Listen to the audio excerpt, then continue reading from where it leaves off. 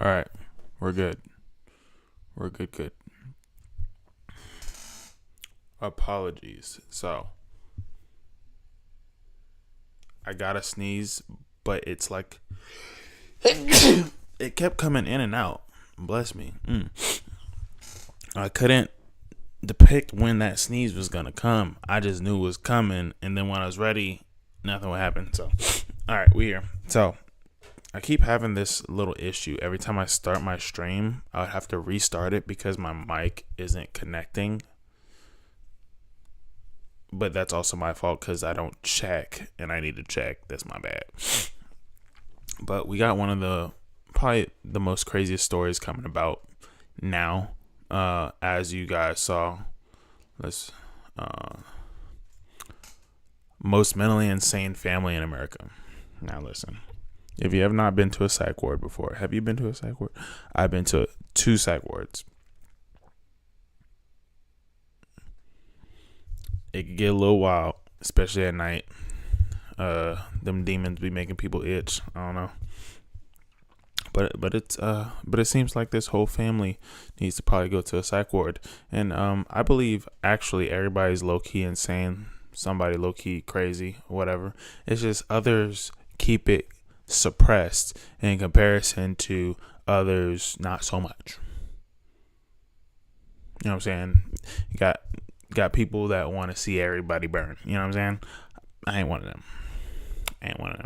But I know that for the most part, people like to keep it together. But it seems as far as recent news, there's been a little bit of antsiness and people going out of the way to make somebody else's day a little bit crazy.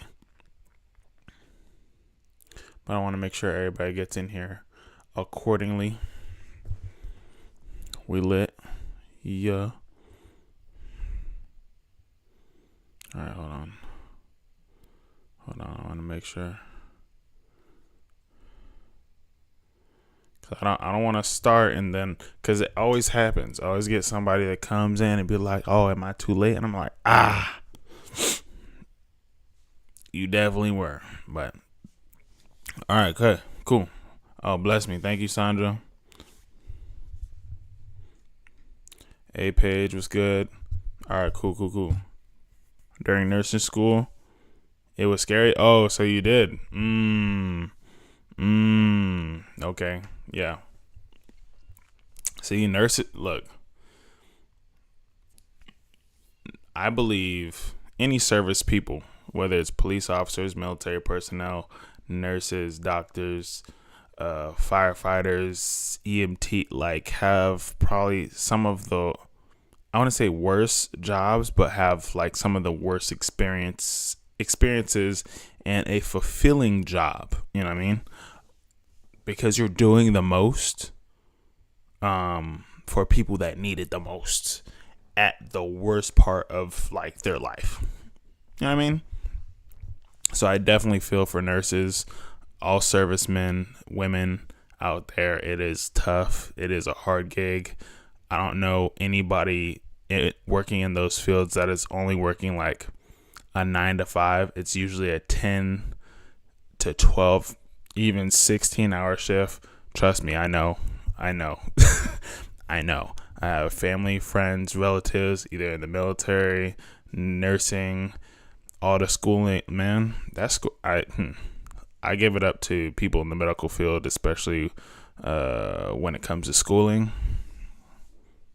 Me no can do. That's a fact.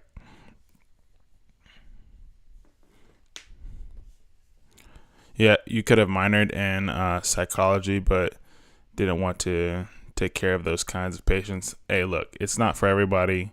It's not for the faint of heart.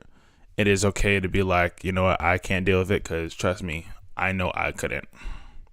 There's a lot of people that are stronger in areas that I'm not, and that is one of them. I don't have that kind of patience. I have patience for other things, but I couldn't have patience for the patients that need my patience while they're doing patient activities. Not me. Not me at all. But yeah, let's go ahead and get this thing started. I appreciate everybody for being here. Much love for everybody. peace to everybody. But yeah, let's go ahead and get this thing cracking. Bada bing, bada boom. 7-year-old Lindsay had plans to kill her older brother. I mean, she doesn't even hate him. If anything, she hates that he's so kind to her. She hates that she's so embarrassed by him. So true, even though I still, in my first year in med school, and didn't really have a kind of true interaction with patients, but even seeing it is terrifying. Yes, trust me, I know. I was in it twice. I was in a psych ward twice. And I wasn't doing the services. I was the one that needed the services. So trust me, I was trying to be on my best behavior in my spiraling depression. But I respect the mess out of that field, because just from a patient perspective, like, I think everybody at that moment, I believed everybody was against me. And I was just like, you're just doing it for a check. I don't need you. I was a little hard ass for a little bit, but once I came to realize that people actually care and doing it above beyond the actual job at hand, of course everybody wants to get paid, but understand that people do it more than what they're even getting paid, sacrificing literally their own lives and body to be able to make sure others are good. I mean, that's a reality that everybody has to come to. It's just like, it's not about you. It's about the whole thing. You know what I mean? So it's a blessing. It's a blessing. And like I said before, not everybody could do it. So not for the faint of heart. It's for those special individuals. Way that he roams around town with this glazed, empty look in his eyes, and the way that everybody in town knows that something is wrong with him, but nobody wants to talk about it, not even her parents. I mean, of course she hates it. She's 7.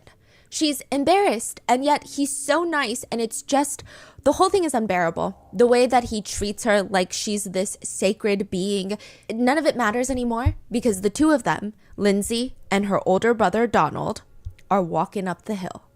And that is where Donald is going to die today. He'll say yes to whatever Lindsay says, so it's very easy to convince him to come on this little adventure with her. Let's go build a swing on that tree branch up at the top of the hill, but we have to bring some rope. Donald grabs the rope and starts walking up behind her. When they get to the top of the hill, Lindsay looks around. She can almost smell the crisp pine trees. They're in Colorado, but that's not the point right now. Her brother's going to die today. That one. That tree. She points. I want to tie you to that tree. It's a little strange. I mean, why do you need to tie someone to a tree in order to build a tree swing? It doesn't even make sense. But he doesn't even hesitate. He just stands right next to the tree, hands her the rope. She takes one end and she starts running around the tree, tying Donald up. She's literally running, pulling the rope tighter and tighter, tying him up like a witch at the stake. The plan is she's going to light him on fire. That's how 20-year-old Donald is going to die. If he catches on to her little plan, again, he doesn't say anything. It's like he trusts her with absolutely everything. When she's done tying him up, she starts getting all these little twigs and branches, piling them up at his feet. Again, it looks more like a bonfire than a tree swing, but he doesn't even show his confusion. Because if that's what Lindsay wants, that's what Lindsay gets.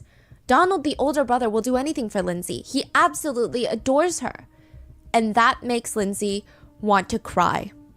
This is for all the times, though, that he has screamed in the middle of the night for everyone in the house to get out because there's someone bad in the house trying to kill them all. I mean, of course, Lindsay was traumatized. She got her things and ran out of the house. Why would he lie about something like that? Why does... Hold on. Let me backtrack real quick. The way she starts these types of stories before they hit the little intro theme song, right? It really draws you in because you're low-key confused because you do not know what's going on besides like what the title says and then what's coming out her mouth.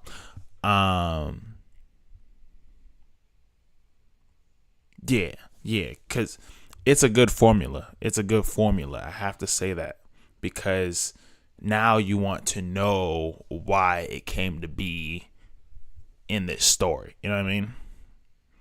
I likes the formula that she comes. I like the angle because it's just confusing.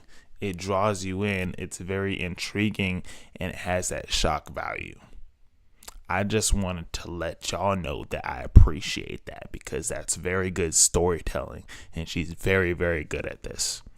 Amazing. A round of applause. Does anybody lie about something like that? They're all terrified. This is for all the times he would chant the Lord's Prayer for hours every single night, waking up the whole house. I mean, it's creepy. It's terrifying. She would tell him to stop, beg him to stop. Sometimes she would be crying, telling him, please, can you please stop? You're scaring me. And he wouldn't stop. This is just payback. But Lindsay can't actually go through with this. I mean, this is crazy. She didn't even bring matches or a lighter or anything to start a fire. She just thought... It doesn't really matter what she thought because she can't kill her brother. She starts running down the hill by herself without him. She leaves him tied up on the tree with no way to get down. And Donald knew from the get-go what Lindsay was planning. But he didn't mind. It's an extremely unique way to tell a story. She has great delivery, everything. She has a voice to do it, the demeanor, everything's just this is her realm and we're just living in it. You know what I'm saying? If that's what she wanted, he would have died for her. Because to him, Lindsay is not just a little sister. Lindsay's full name is Mary Christine Galvin, which would make her the Sacred Mother Mary, Virgin Mary, the Mother of Christ. He would do anything, absolutely anything that she says, which, by the way, her being Virgin Mary makes complete sense because they're not actually even real siblings. Donald's mom is not the same mom. They don't have the same mom. Donald was swapped at birth at the hospital. His real mother is actually an octopus. What? Listen.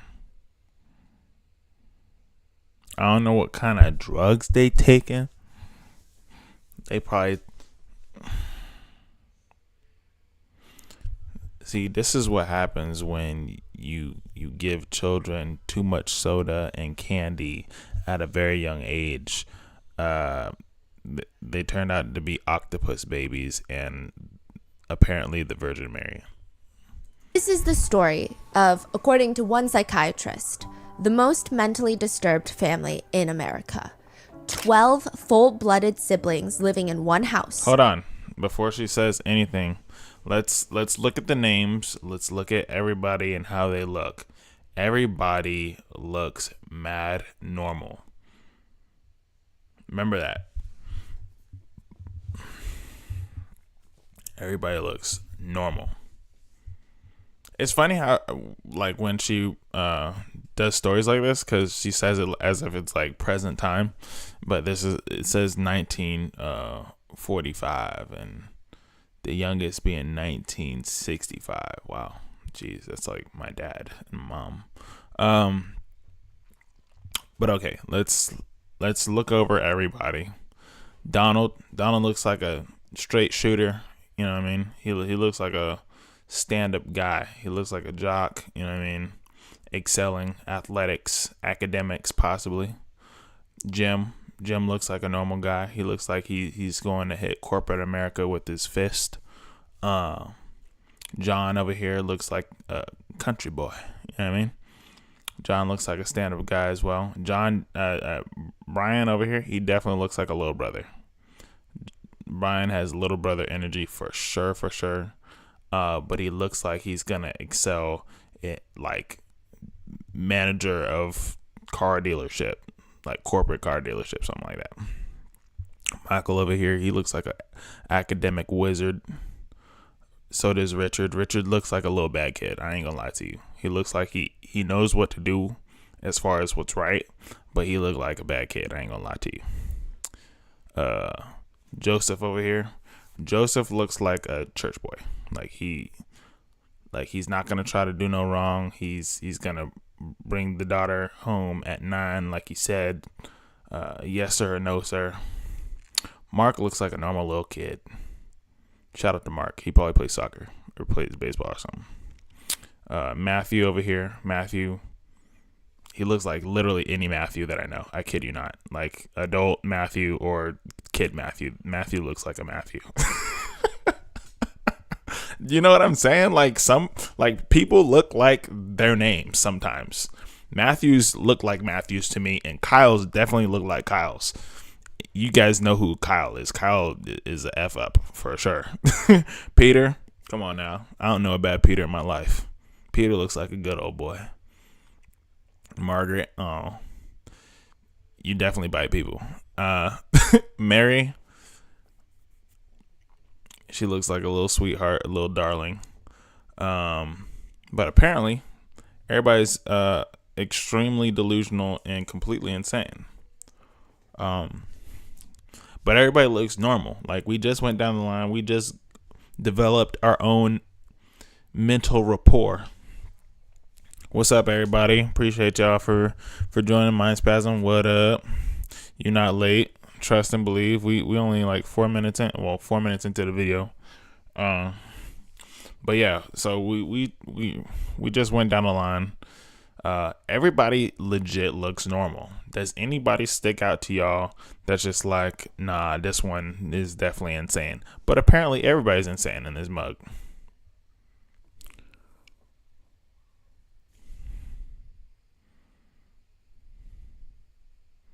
Don't name a child Liam. I don't, you know what? I don't really know any Liams like in my life. I don't think I've ever met a Liam, to be completely honest. And I work a lot with, well, I worked a lot with children because I'm a boxing coach and I see kids all the time. I've never worked with a Liam. I've never been around a Liam before. And you said number 2 looks sketchy, Jim? Jim does kind of look sketchy. A little bit. The reason why I say a little bit is just, you know, he has a stoic look, but he looks like he's about his business and what he does. You know what I mean? I have some off camera, even when I'm watching a video, I have a stoic mono look. You know what I mean? This is my everyday look. If I'm going out shopping, I'm going to a grocery store, I'm walking somewhere, anywhere, this is my face. And I could be thinking about like SpongeBob memes. So no one ever knows necessarily what I'm thinking. But that's what I get from Jim. Jim seems like the stoic kind of, you know, not necessarily suppresses his emotion, but just no need to be super expressive kind of thing, you know? John kind of actually seems like he would, like I say, he's a farm boy. He kind of looks like he would go to the military. Jim and John look like they would go to the military. That's what I get from that. Even Donald looks like he would fit the bill. But for the most part, everybody looks normal. Besides Richard. Richard looks a little insane. I'm not going to lie to you. Richard looks like the bad kid. He looks like the kid that if anybody out of everybody would do anything, it's Richard. I know some Richards. Richards could be Kyles. And Kyles are sometimes Tylers. Kyles are like the upper echelon of bad people. Tylers can be in between. And Richards are one of those in betweens.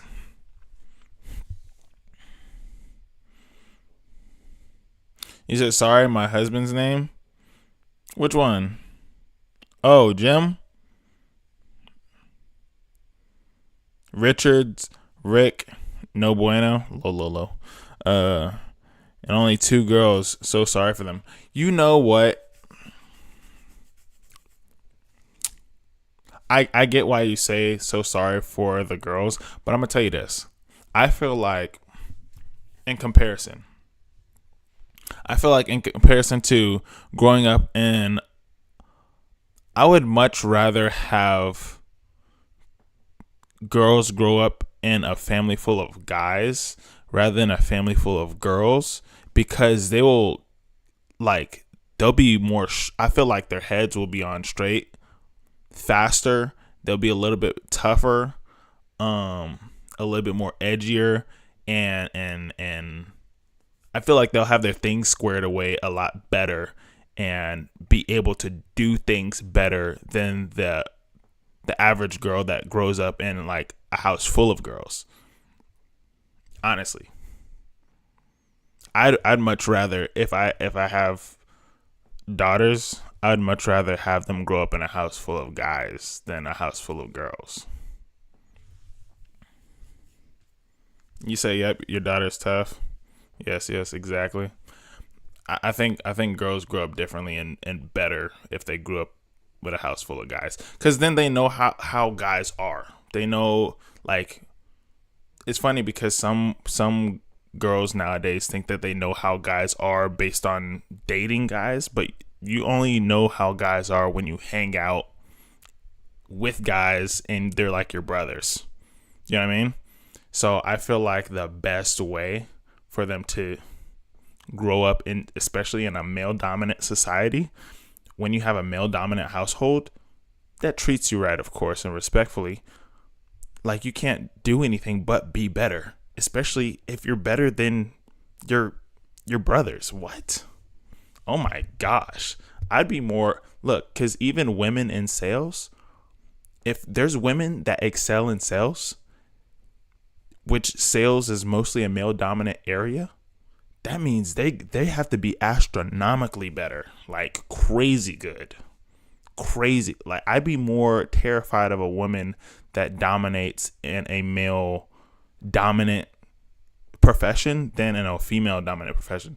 I wouldn't be like, oh, tripping about that, but I'd be tripping about a woman being more dominant in a male position. That's crazy. There's some real sharks. They're sharks with fangs made out of metal.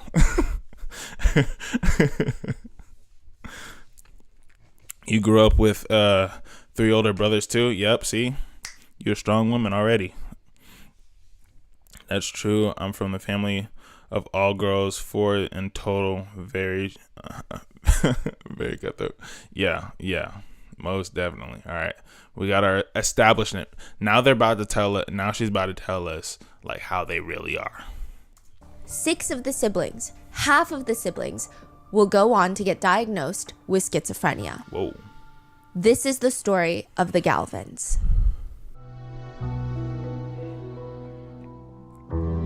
Okay, so it says 6 brothers.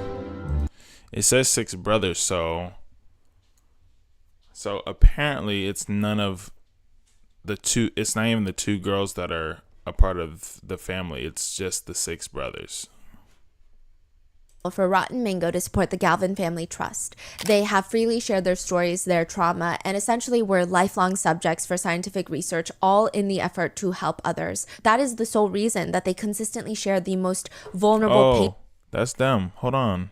1, 2, 3, 4, 5, 6, 7, 8, 9, 10, 11. 1 is gone. 1 is gone, guys. All right.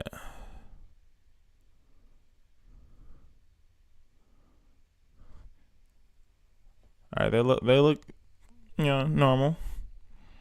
But with 6 of them, hey, that's pretty dope that they were able to share their story, and at least majority of them are alive.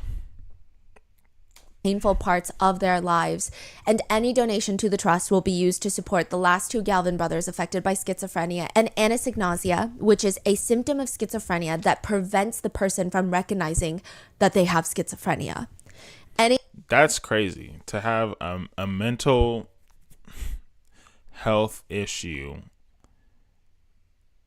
that pretty much makes you delusional to reality of you having a mental health problem is crazy. You do understand that, right? Like,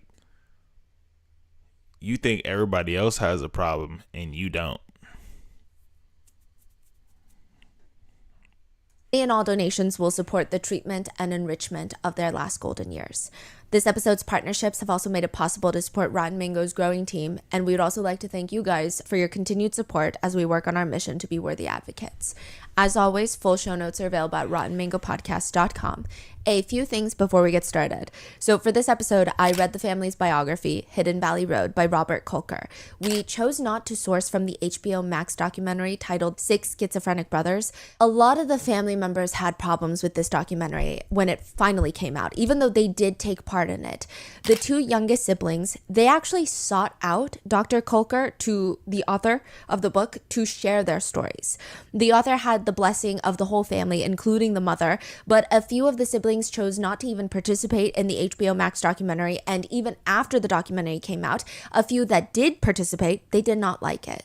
They wanted the book, but they don't want the documentary. Well, they did. They thought that the producers were here to share their story in a way that sheds light on what was going on. And of course, they're expecting the good, the bad, the ugly all to be shared, but just the way it was done, it almost felt like they were being tricked. It just turned it into like a horror show. And just even subtle things that a lot of netizens were pointing out. Some of the siblings without schizophrenia that were interviewed for the documentary, all of them were interviewed in these cozy looking living rooms of regular homes. Meanwhile, the siblings with schizophrenia were interviewed in what looked like empty basement garages with cracked cement floors and pipes along the ceiling. It's just such a subtle, strange thing to do. All right, hold on. We're going to look up the definition real quick of schizophrenia. So everybody's everybody's aware of what schizophrenia is. The meaning of schizophrenia. Jesus.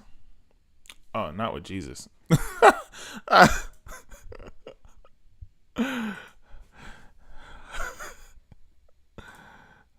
Hold on. Hold on. Definition of schizophrenia. That is crazy. All right.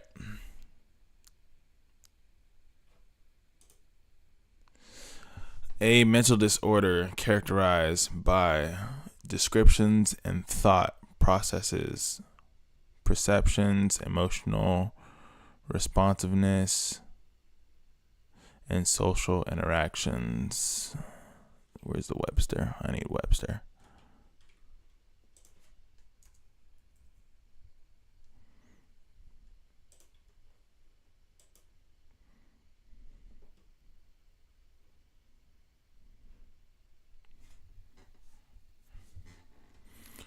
All right. Any of a broad range of medical conditions such as major depression, schizophrenia, obsessive compulsive disorder, or panic disorder, that are marked primarily by sufficient I don't know how to pronounce this. What is this? Oh, disorganization of personality, mind, or emotion to impair normal psychological functioning and cause marked distress or disability, and that are typically associated with a disruption in normal thinking, feeling, mood, behavior, interpersonal interactions, or daily functioning.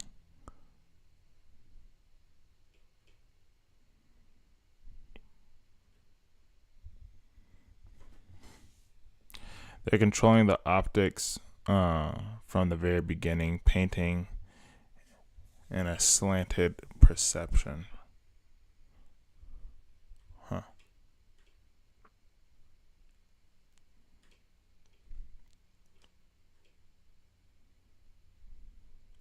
A medical condition that marked by a mild to severe disturbance in the way a person thinks, feels, acts, and is usually accompanied by distress and problems functioning in daily activities or interacting with others. All right. Everybody got that? Cool.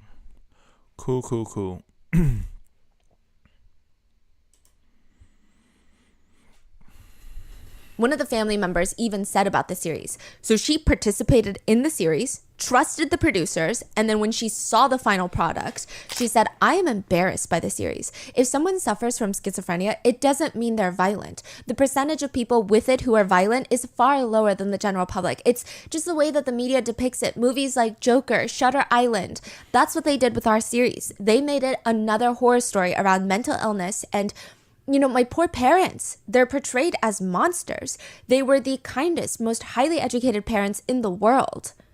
So we focused most of our research on the book. And today's case does involve a lot of discussion around the diagnosis of schizophrenia. And I want to be clear again, most people with schizophrenia are not more dangerous or violent than people in the general population and may in fact be more vulnerable to being victims of crimes. A few other disclaimers: there are mentions of self-exit, grooming, and incestuous sexual abuse. So please watch at your own discretion. And with that being said, let's get into it. The therapist is staring at Lindsay Galvin.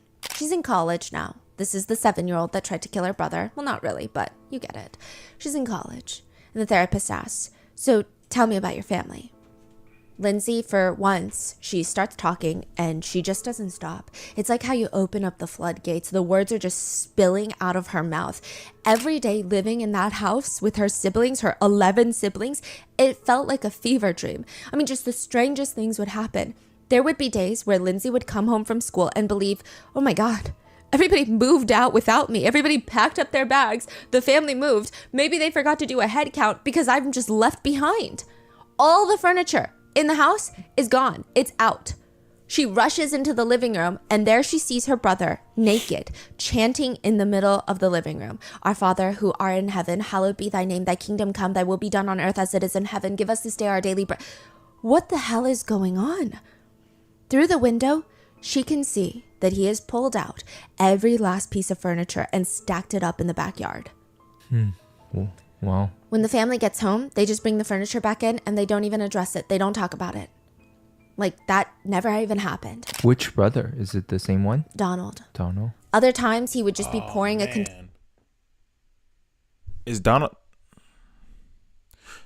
the first one, the oldest one, right?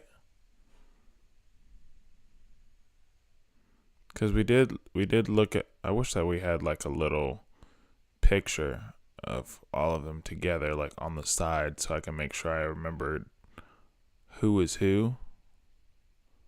But I could remember, I believe Donald was Galvin, which would make her the Sacred Mother Mary, Virgin Mary, the Mother of Christ. He would do anything, absolutely anything that schizophrenic brothers.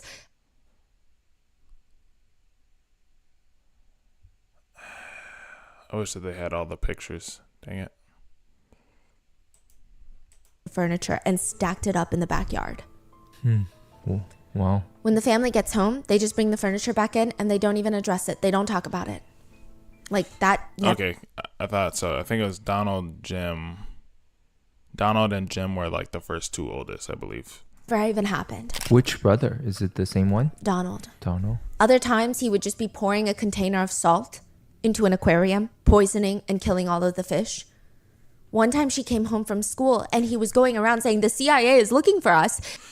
At first I was thinking that it was the younger brothers. That was like the younger 6 brothers that was having this issue. But I think it would probably be worse if it was how it is the older brother. Because then, like, that would be somebody that you would look up to as a younger brother. But if he going crazy, man, I don't mean like going crazy like in a bad way, but like, you know what I mean? Having an episode.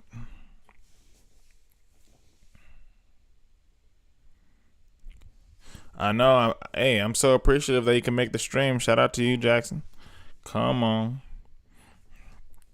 Hey, shout out to everybody. I appreciate y'all guys for being in the stream. Come on now. Raise the roof. Yeah. Hey, yo, make sure you guys, your subscribe buttons are pressed, because sometimes YouTube unsubscribes my followers for whatever reason. I don't understand that. I've been told that it's happened. But make sure you guys like the video, share the video. Appreciate y'all. I love y'all very much. When everybody was gathered in the kitchen, he starts screaming, "Get out! They're shooting us!" Everybody drops to the floor and it's just silent. When they finally get back up, nobody is shooting at them. He's obsessed, thinking that the CIA is after them, and then another brother is peeing in the living room floor because he thinks that the devil is living underneath him, and this is the only way to get the devil out. Lindsay starts telling the therapist of everything that she went through as a kid, and when she finally takes a moment to breathe, she looks up at the therapist, whose expression has changed. I'm sure she went from being very empathetic and understanding to suddenly she can see an expression on the... Oh, you haven't been getting your notifications? Yeah, see, that's sad, because I would like... So, all right, so I'm going to have to start doing this. I have to schedule, like, specifically when I'll be going live, at least for the lives. I have to schedule, post it on, like, the community chat for everybody to see, maybe few times throughout the week, so then I make sure everybody sees it. Because I feel like everybody sees the community chats, am I right? Yes, no, maybe so. But then so everybody could see like the monthly posting schedule for when I do go live. I think that'd be probably like the best next move, Delusions are scary. I believe that my grandma had it right before she passed. Like she had Alzheimer's. Yeah, Alzheimer's. And I feel like she had a bit of schizophrenia, because she would be saying some wild stuff, like off the wall stuff. And love my grandma very much, but yeah, she had a few issues before she passed.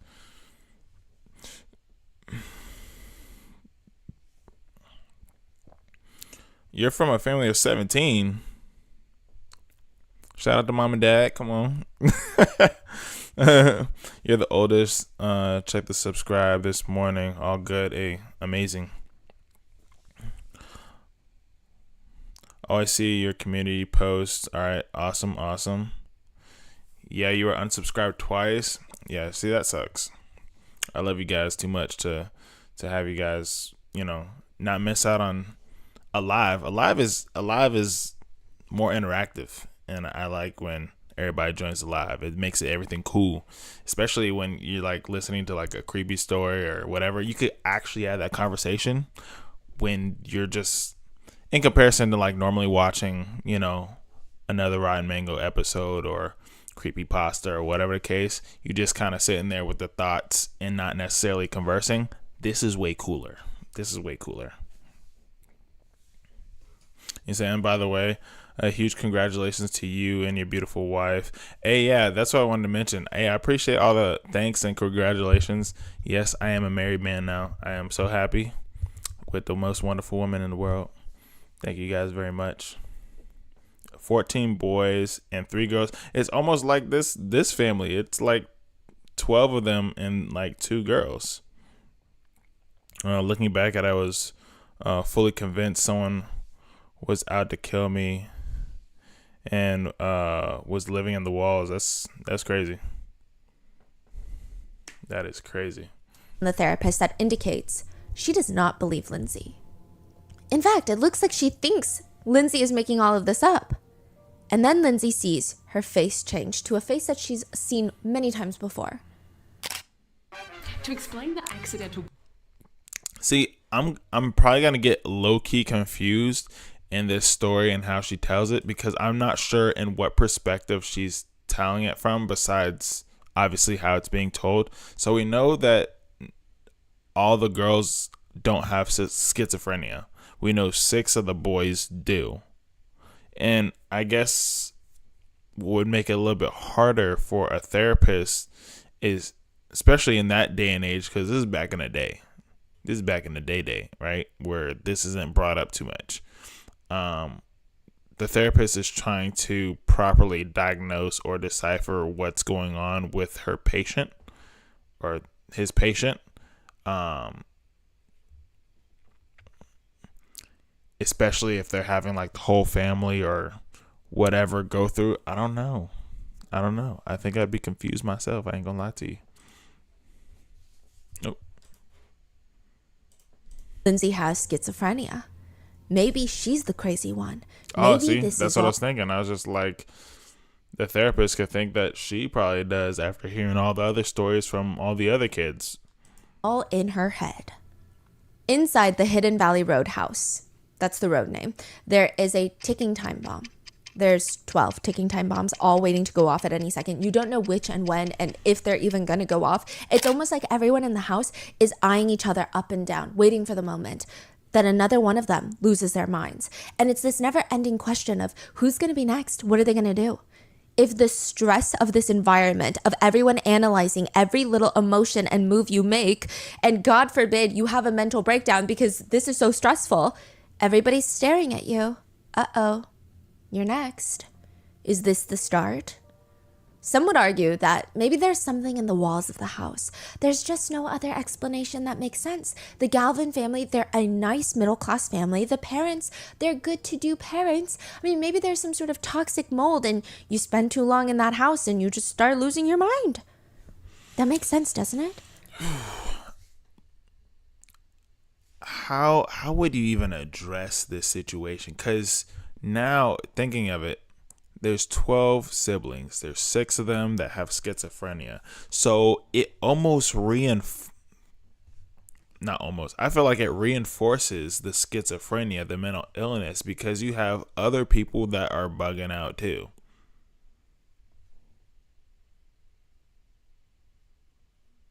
Right? I feel like it would even make a normal person feel like they have it too. Like, am I tripping because I'm not tripping? Because they tripping and what? Bro, that is what? Like, think of this. Think if everybody did besides you, and you knew you were good, but you would question yourself because you knew everybody else wasn't good. I think it's the law of numbers that would make you go a little bananas, I feel like.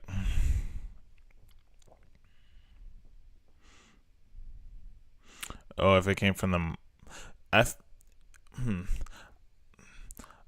think some mental illnesses come hereditary, possibly.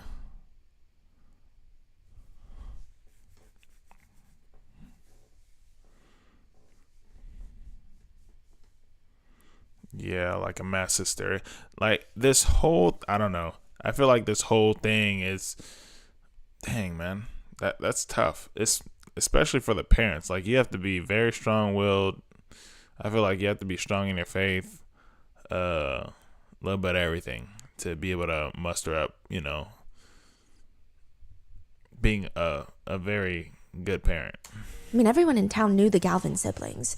They remember how one of the brothers had come to the high school hockey game.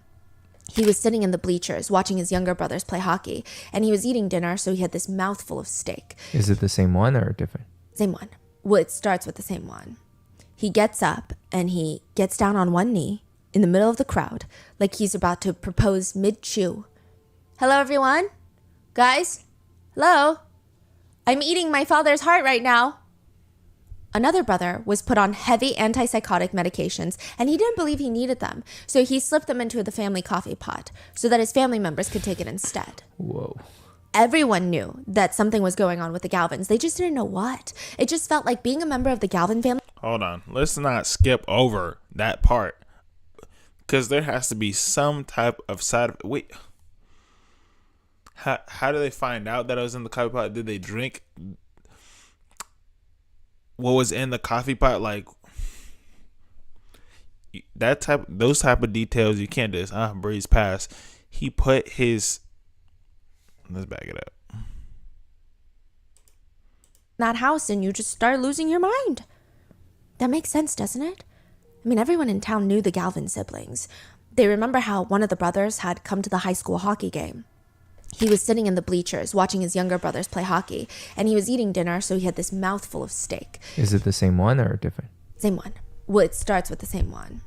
He gets up and he gets down on one knee in the middle of the crowd like he's about to propose mid-chew. Hello, everyone? Guys? Hello? I'm eating my father's heart right now.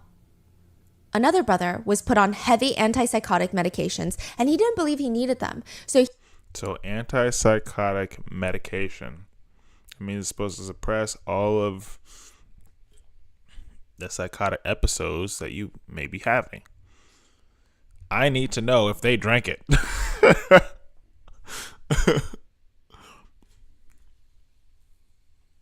What if it was like one of those Black Mirror? I could see this as like low key a Black Mirror episode. I ain't gonna lie. He slipped them into the family coffee pot so that his family members could take it instead. Whoa. Everyone knew that something was going on with the Galvins. They just didn't know what. It just felt like being a member. I need to know if anybody took a sippy sip. You said it's definitely hereditary for this family since 6 out of 12 have it. Even the parents don't even have it. Yeah, that's. I would have to ask if like any of their lineage, like grandparents or whatever, had it. How is it, Kenya? I've only ever seen videos, and some people have service dogs or methods to help them, but I can't really comprehend it. I haven't seen I just looked up the definition.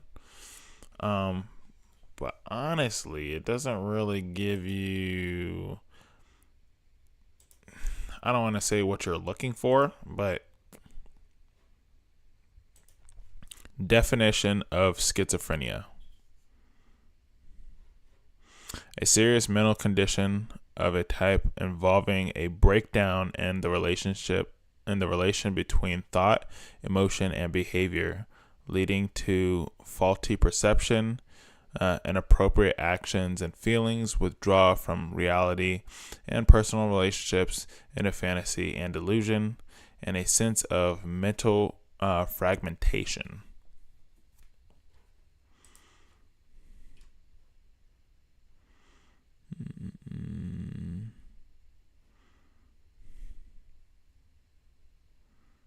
A mentality or approach characterized by inconsistent or contradictory elements.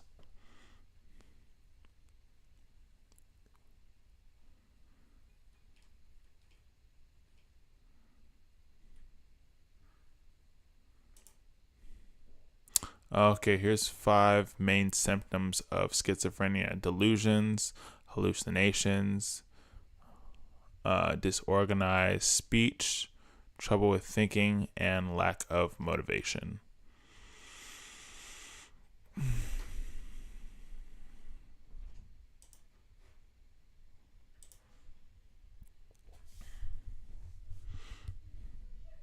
Said, my brother has been institutionalized since teenage years. We have to treat him like a child, talking calmly. Oh, wow. The other one is prone to violent streaks of hallucinations. And he's the hardest to deal with because he is so unpredictable. He's also in a home. Wow.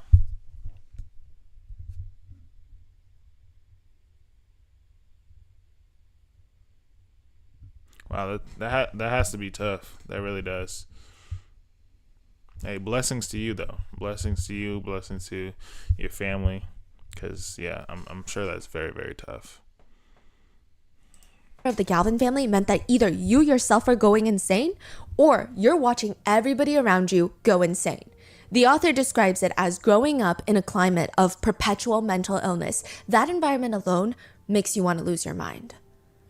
Mimi Galvin is the mother of 12 kids. By her 5th kid, her friends are joking with her. Mimi, you should wear a ring of garlic around your thighs, to keep away the vampires. But in this case, perhaps your husband? Because that's a lot of kids. It's a joke, but it's not really a joke. Everybody's worried for Mimi. I mean, there's no way that having that many kids, birthing that many children is good for you. Even Mimi's doctor agrees. Mimi, you have a severe prolapse, along with a blood clot in your left leg. Your days of having children, bearing children, are behind you. A decade of continuous pregnancy, labor, delivery, that's enough. Your body cannot handle it anymore. Seriously, we're concerned about you. You might die. 10 boys, 2 girls later, Mimi Galvin is still very much alive. Because here's the thing. You do not tell Mimi Galvin what to do. Mimi is the granddaughter of a Texas aristocrat. At their height, the prime, the family owned their own island near the Guadalupe River, where Mimi's grandpa dug his own lake on the island. So her grandfather was very wealthy. He has this island. They dig a lake in the island, a man-made lake. They ship in a bunch of bass, like the fish, so that they could fish on this man-made lake. They bought the fish, brought in the fish. First off, that's gangster. That's gangster. To be like, I want to be so self-sustainable, I'm going to build myself a lake. Excuse me? That's technically like unlimited food. Like, that's a source of food supply that replenishes its own. You know what passive income is? That's like passive food They did that. He did that. That's crazy. That's cool. That's cool as heck. All I can think of is a pond. This dude built a river, a lake. Crazy. Release the fish so that they could fish the fish. That is very convoluted rich people behavior, okay? But these are the stories that Mimi would never fail to bring up during the important dinner parties of then how she moved to New York City. And she was just head over heels with the ballet, and the city is just so full of culture. There's just something so stimulating about New York. It's just where she belonged until she met Don Galvin. Maybe Mimi fell in love with his voice first. I mean, don't get me wrong. Don Galvin is very handsome. He was very good looking. He has this very all-American look to him. But he also rarely spoke. And when he did, his voice is butter smooth. It felt like he was humming. There's like a vibrato in his voice. It's like a deep rumble. Even Don's guy friend said, oh, that man with that voice, he's going to hold you in the palm of his hand. That's the voice that gets Mimi pregnant 12 times. Yeah. They didn't even really have a lot in common. Don likes baseball. She likes the ballet. Shout out to the dad. Come on. But just the way he has this confident, easygoing way just made him so irresistible. The author puts it like this. From the very start, it was as if Mimi belonged to him, while he belonged to everyone. They met in high school, and even for college, it was always, where does Don want to go? And Mimi will either go to that college or find a college nearby to attend to be close. There was one thing, though, that Mimi really wanted from Don, which is she wanted him to be an attorney. I mean, he's smart. They're both really smart. Both of them are very educated. But this is the way to continue the prestige of the family. If it's not by money, because at this point, Mimi was pretty removed from her grandfather's side. Her mom had a falling out with her grandfather. It was a whole thing. She no longer had access to that. She didn't have the resources. Yeah, passive food. You have to have it. That's cool. Or the connections, but maybe they can up their social standing by Don being an attorney. Instead, Don goes and joins the Marines, which, don't get me wrong, is a very respectable choice, but he joins when a world war is going on, so he's going to be gone for a while. But he tries to tell her, this is the best choice. I fight for the military, and the military will pay for my law school later.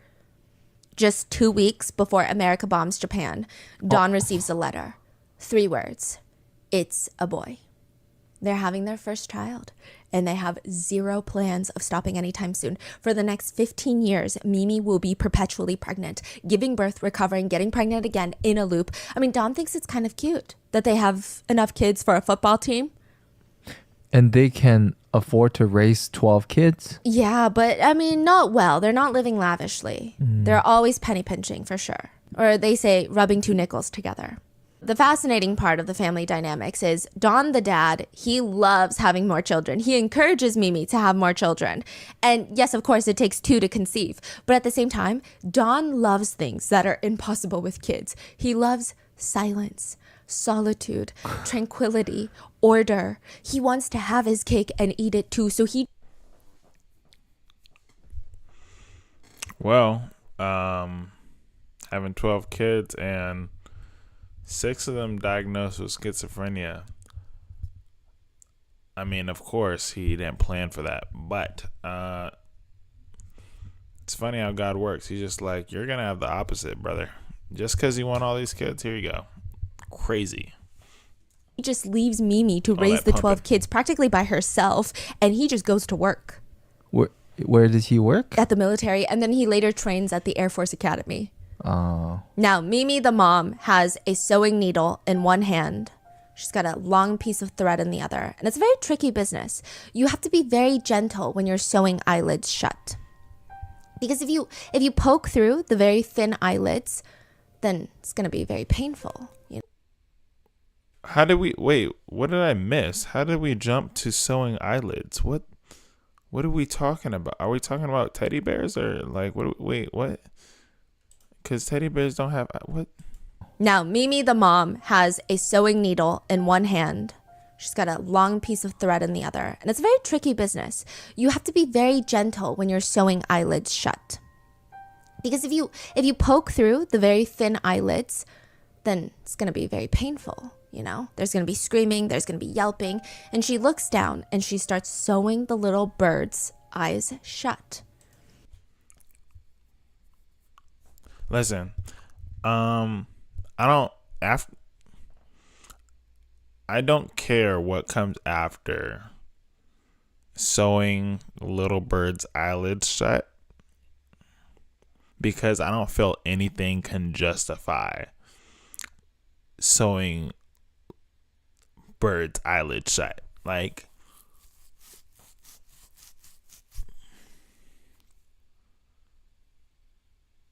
I can't even comprehend that. I don't know.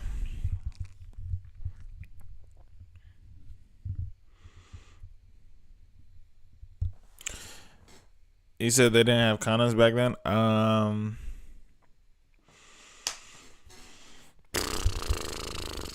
Beats the hell out of me. Listen. I might be speechless quite a bit of times. I won't know how to respond. I don't know. It's a process called sealing that most people do not do anymore, but Mimi was someone who did. She and her husband Don are falconers. They train falcons. They train hawks, eagles to help them hunt game. A working bird, if you will. But it's called falconry, and it's very hard to get into. You need a state and federal license. Most states require a 2-year apprenticeship under a licensed falconer before you can get licensed on your own. You have to pass a written exam. Many falconers have said, it is the hardest yet most rewarding thing that I've ever done in my life. What is sewing the eyelids? No, to have this.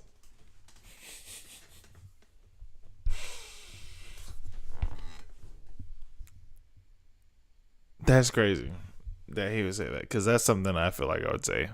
Just as a guy, it'd be like, sewing the eyelids, or what are we talking about? This relationship with the falcon. Yeah, I to see. Mimi and Don, it's kind of like. Yeah. So best uniform, the Marines. Honestly, I've never been captivated by anybody's uniform, but if I could say that anybody's uniform is the best, I would have to say the Marines have the best uniform. But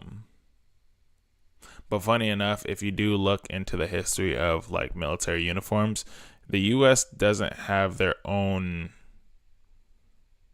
like, we made our own uniforms. We got all of our uniforms like from everybody else.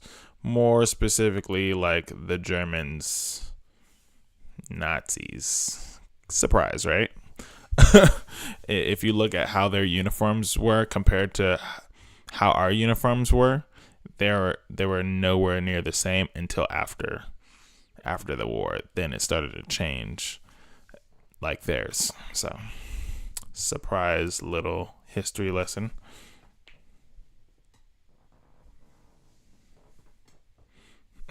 You said, I love Mr. Mango, but who the hell is that? Like raising children. The falconer tries to exert control over their birds. The birds try to fight for their freedom, but eventually they submit, and they create this mutually beneficial relationship between the two, which is interesting. But it could be thanks to Don that the Air Force mascot is now the falcon. No, really, this was a time when a lot of people were submitting their ideas on what they believe would be the best Air Force mascot. Don suggested the Falcon, which was chosen as the mascot of the Air Force, and it still is today. Yeah. Well, I was Air Force. The Falcon, funny enough, is my favorite bird, as well as my favorite football team, the Falcons. Funny enough. And then my job specifically was, I ain't gonna talk about it, but yeah. Don would actually bring his birds into the Air Force Academy. He took over the falconry program. He threw himself into his work. He received a falcon from the King of Saudi Arabia as a gift. He received a few falcons from the Japanese government, which, side note, these birds are not domesticated birds. They're not like pets. So one of the birds that he kept in the house, it pounced on a neighbor's husky, and the husky survived, but it had a talon embedded in its fur. These are not, they're not like cute, cuddly pets. He is getting falcons from everyone because he is a higher up in the military? Yeah, or he runs the Falcon program what in is the Air the Force. Falcon program? I guess they teach falconry to the Air Force cadets. Listen, they do not. I've never heard that. This had to be back then. I don't know what they talk. This had to be back then. I've never heard it being a thing ever. Yeah. Oh, okay. They have like a program and he teaches and he's getting all these gifts of falcons from different government officials because, you know, he's part of the Air Force. Is he like doing well financially then? Or No, Oh, he's okay. not doing well financially, but he is doing well socially. So it's very interesting. The Galvin family, they are a middle-class family, but they're hanging out with multi-millionaire families because their social standing is very prestigious. It's elite. They have a Oh, you said we call him Mr. Mango Butt because she has a vlog channel called Miss Mango Butt. Oh yeah, she has like, doesn't she have like 5 different channels or something? One vlogging, one doing something similar like this, and like another something else. Like she has quite a few channels. And she going crazy. She is going crazy on all of the channels. Oh, but that's funny. I don't know how he became the butt part of a mango, but all right. a lot of, I don't want to They say have influence and power, but Yes. not like money. Yeah, no money. I And see. that is kind of a sore spot for both of them, it seems. I don't think that either of them want to be very wealthy. They're very anti-capitalism, but they just, you know, I guess it's a comparison. And it's interesting because the way the author puts it, Mimi and Don almost have the same relationship that falcons and their handlers have. He writes, Don identified with his birds. He would soar where he pleased, returning only when it suited him. And Mimi, quite against her will, found herself cast in the role of a falconer, domesticating Don, luring him home, laboring under the impressions that she had him completely tamed. And even falconry itself, I mean, the couple started it as a way to bond, have a shared interest. But as time went on, Don would start spending more time with local falconers instead of his wife. He would lure birds with other falconers, which honestly feels like cheating at this point.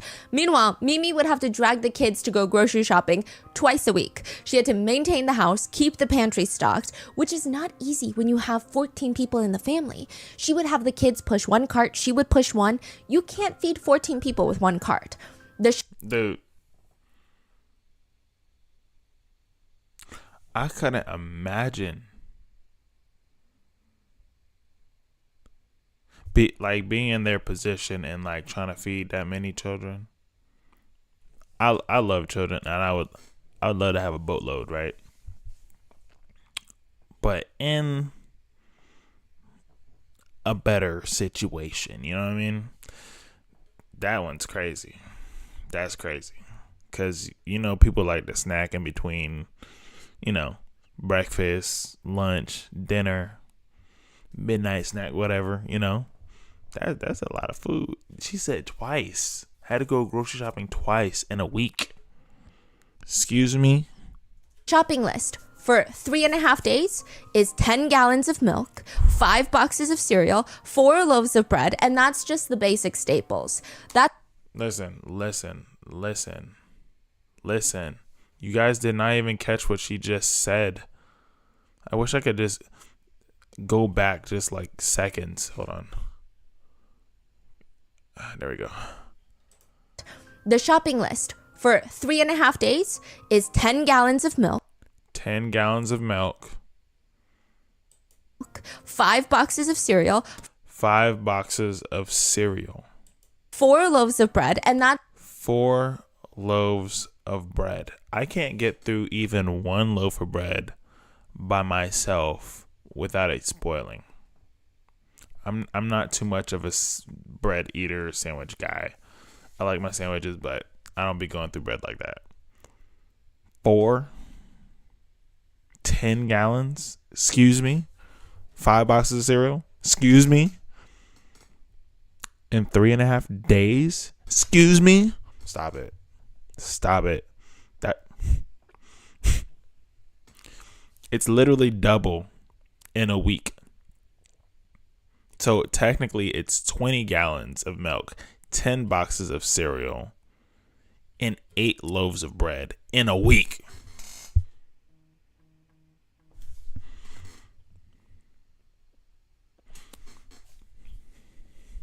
That's just the basic staples.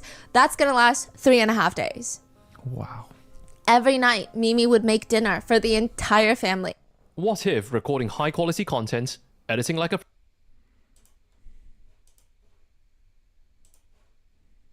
With lettuce, cucumbers, carrots, and tomatoes, steaks, and mashed potatoes. Buying groceries multiple times a week. I can barely feed myself in this economy. I'm saying. Glad we grew up in the country. Access to fresh fruits and veggies all the time. My mother refused to spend all the household funds on the things that we could grow. Yeah, that's a fact. Look, plans to, move about and not stay in the same area, but going to where it's more fruitful, literally and figuratively, in other places, because look, all of the main continents like the Americas, it's up there for sure, no doubt. Or other nights, if it's, very special, she would have her specialty on the table. Lamb curry seasoned with onion, apple, and garlic, served with rice, green beans, and artichoke hearts. She was trying really hard to make the family perfect, which is nearly impossible when you have 12 kids. By this point, Don, the dad, even took to calling the kids by numbers. Number 6, come here. No. Dang. That's like some prison stuff right there. You ain't even got a name. You just got numbers. That's it. Listen, the mom having to do all the duties. I couldn't imagine you taking all these kids to the grocery store. Well, I don't think. I'm not sure if she's taking them to the grocery store, but she has a shop for them twice a week. Well, a shop for everybody twice a week. Man, that's crazy. Okay, man, stop. Oh, Number 3, way. which I don't want to make it seem like Don is a bad dad. I think both the parents are doing what they can. Don is out working all the time. And I'm sure maybe it's in part because he just wants to get away from the chaos, but also because they do need the money. I mean, it's not cheap to have that many family members. Like, why is he calling them by numbers? Just for a joke? Because they have 10 boys first and then 2 daughters. Yeah. So perhaps he does get confused once in a while. Because even with just 2 daughters, my mom calls me my sister's name all the time. Wow, that is crazy. I hate that. I just mentioned that to my wife yesterday, that my name's Delavie. I have a younger brother named Darvell. My mom and dad always mess up my name. And they'd be like Darlavier instead of Delavier or Delavier because of my brother's name. You named us. How you gonna mess up our name? Crazy. Okay. He would set up chessboards when he was home, like 4 or 5 chessboards at a time, and he would play 5 games at once against his sons. So again, the parents are very intelligent. Mimi as well. She's incredibly cultured. She's genuinely into the arts, all forms of the arts. She would do this thing where on the weekends, she would throw on a symphony on the record player. Hold on. You said inmate number 6. Nah. Snowy, you funny.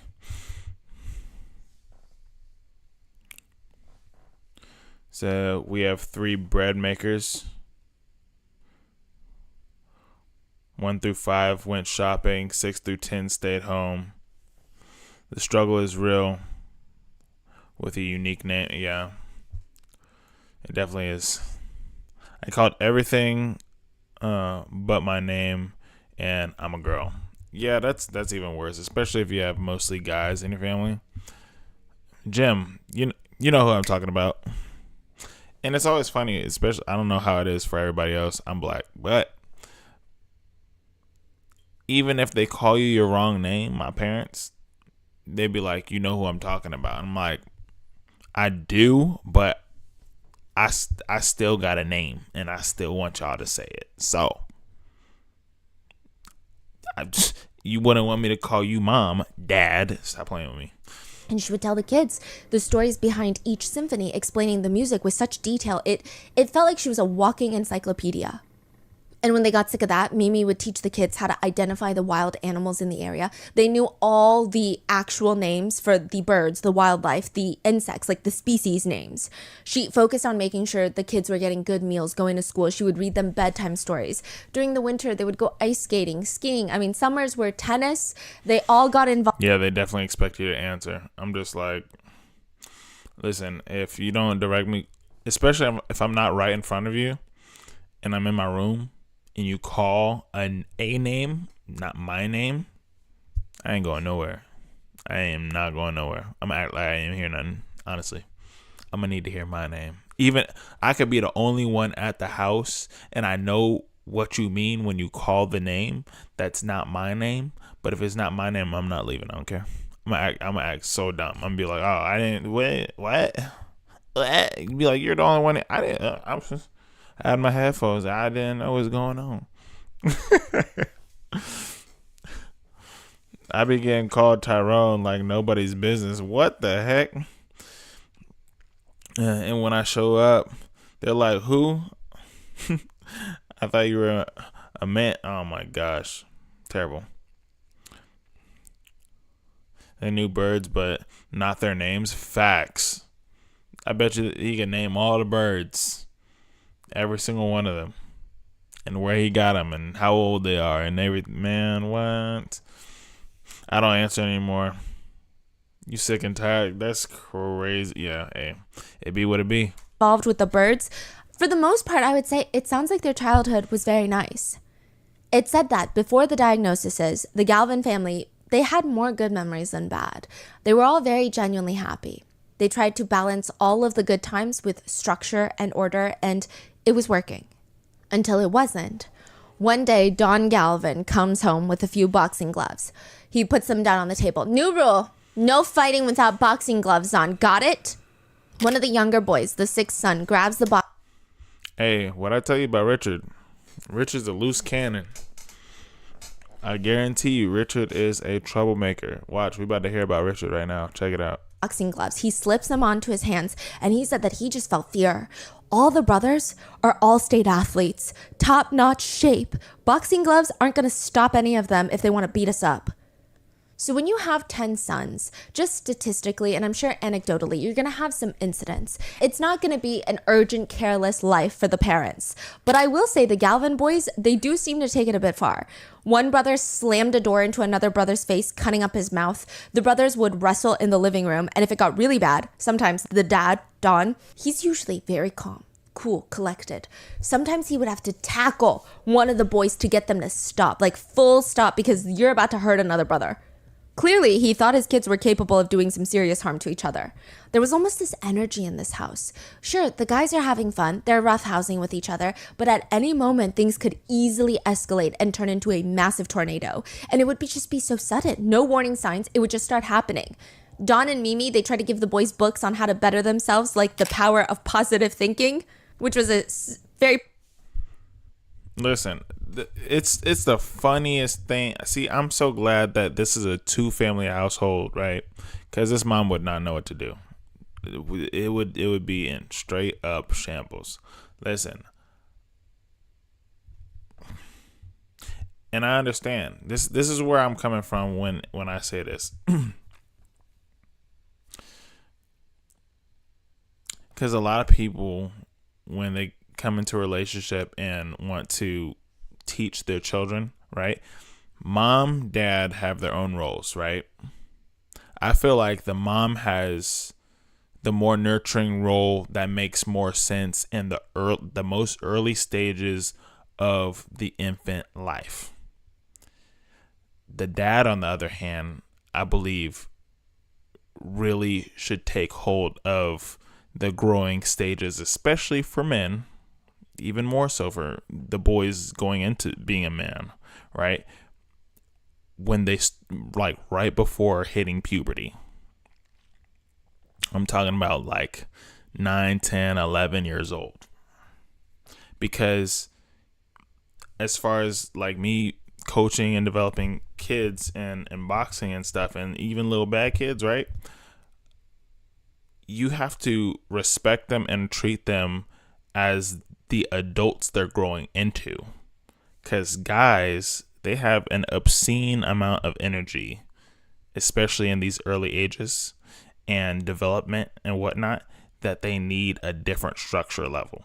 And I know, just because girls aren't taught to learn how to deal with or raise men, because you guys are not men. So therefore, like, having the mom do this where they're like, oh, you're going to read a book and then you're going to realize that this is how you're supposed to treat. No, that's not going to work. That'll work when they're adulting and they could understand and comprehend everything. But everybody's kids. Developing little boys into men you have to be like hard on them. And that's just what it is. Because most guys will not listen. And especially when you got a whole boatload of them that got nothing but energy all day and wanting to fight and wrestle and do this and that and dominance and competitive and athletes and what? You think a book is what? They sitting down all day for 6 to 8 hours at school. You think a book is the first thing that they want to do to better themselves? Stop it. Hell no. They need hardcore pressure. You got to be on top of them, white on rice. Trust and believe that. Without structure, it will go in shambles. You can't have two conflicting sides, especially. It can't be mom says this and then dad says something totally different. Because if nothing's on one accord, it's gonna go. Oh my gosh, it's gonna go to crap. I guarantee you. I promise you. Like, there has to be somebody that like guides the boat. Like, this is what's gonna happen. Period. Guys will take the smallest bit of kindness from mom, and they will go 100 miles forward, guaranteed.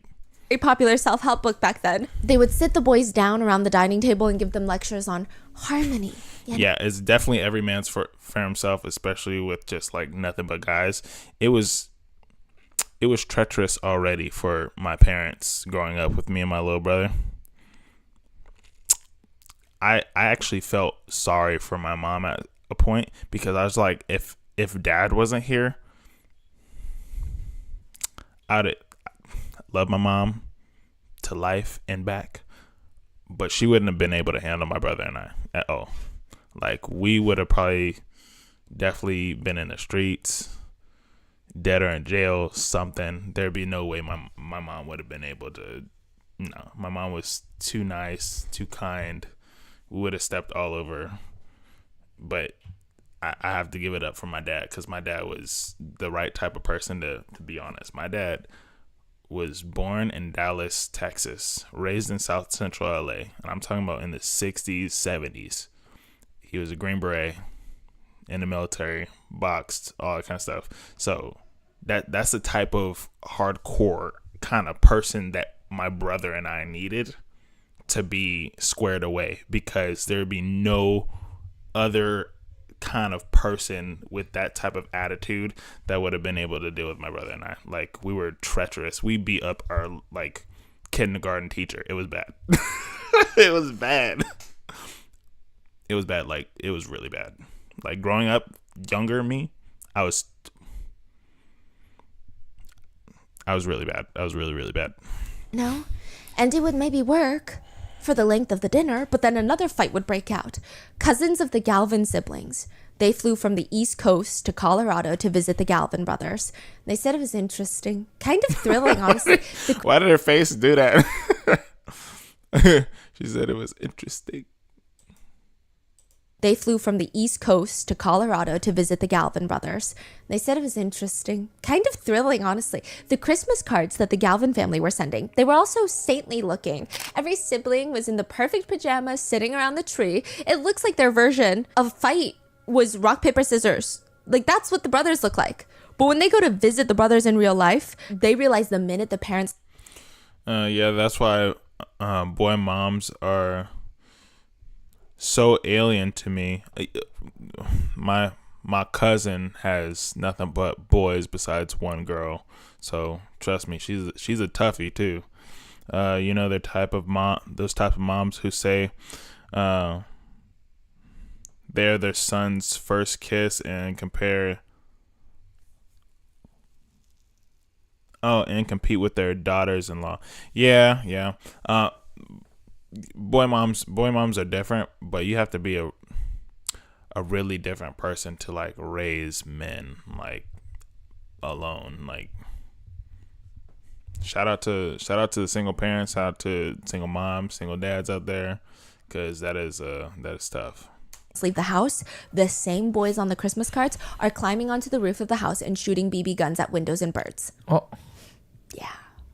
It's very exciting for the cousins to be there. But they kind of behave around the parents? Like they try to A little behave? more, yes. Yeah, they had never seen anything like it. But to some of the siblings, especially the younger boys, it was like living in a war zone. One of the younger brothers said, when I was a kid, I would wait at the top of the hill opposite of my home for my mother to come home. I would wait for her until the car pulled up. I was afraid of being beaten by my brothers. That was not something that's normal for a child to experience. They would make me hold encyclopedias in my arms and then hit me in the stomach and tell me not to drop them.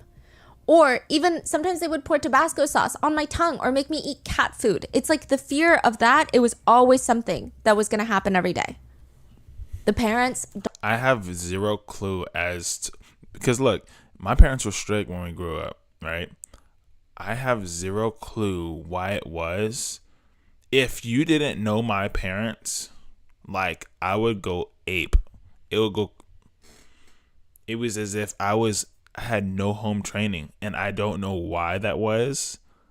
I don't know why I got that itch to just like do stuff and do things that I wasn't supposed to. But yeah, a lot of times when it came to like me going to school, getting back home from school because mom and dad were gone at work, then my little brother gets home from school, then it bit like we would tear something up, break something, someone gets in trouble, somebody gets hurt, somebody gets burned, some bullcrap happens, something, and I don't know why. It is so crazy. Dawn and Mimi, they do try to stop the boys. But at this point, it seemed like they were basically on borrowed time. One of the very few people Mimi could lean... Oh, you have a niece with 8 boys. Oh, wow. 8 boys. That's all boys. Crazy. My mom raised us alone for a good portion of our lives. And she was put...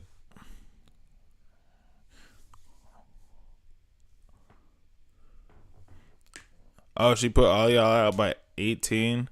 She'll help you, but ain't living. Okay.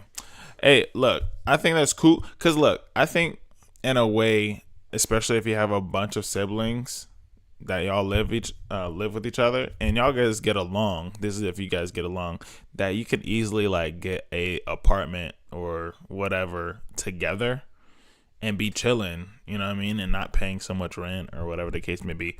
That's how I wish it was with my brothers, but that's not the case. But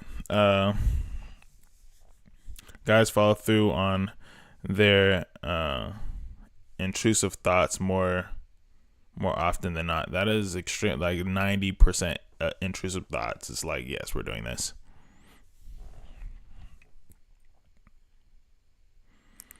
You're more a disciplinarian, but if we need to bring the hammer down, my husband is there for the backup. Ayo, that's That is the best. That's honestly the best for it. Because my mom, like when it was, time to get down to business, and my mom was just like, I have had enough. All she would have to say is, I'm calling your dad. What? Hold on, Mom. Why are we taking it to the length of the earth right now? We don't have to do this. Look, I've told you many, many, many times. I'm calling your dad. Look, it was the anticipation of the spanking that was worse than the spanking. Oh my gosh. Because all I had to hear from my dad is, I'm going to see you when I get home. What? What you mean by that? What if I run away? That wasn't even a thing. You know why? Because my dad always had a saying like, the door doesn't swing both ways like the Western doors. So if you leave, you ain't coming back in. I'm going to call the cops and tell them you ran away, and they going to lock you up. That's what my dad said. This is my dad. What? So, yeah. It's a little different. A little different in my household.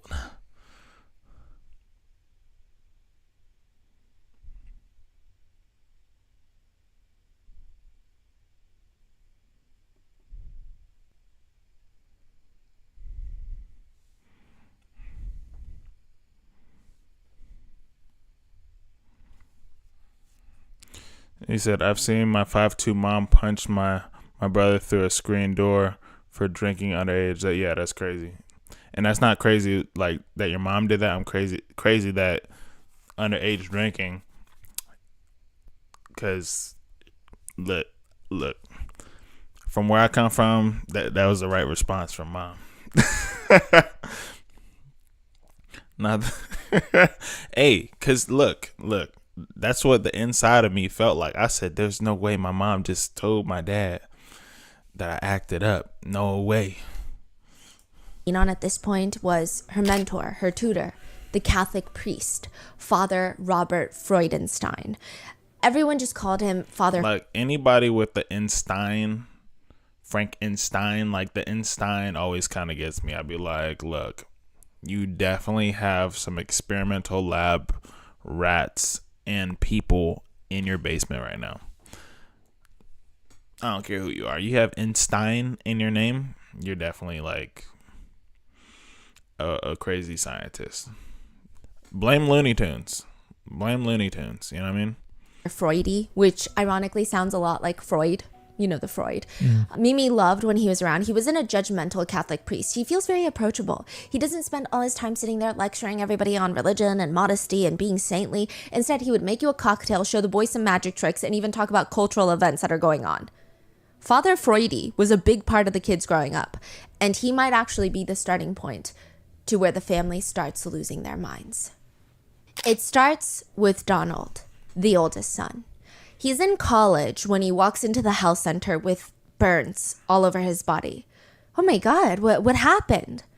My sweater caught on fire during the pep rally. Later, the doctors would find out through other students, did you guys hear about the all-star football player?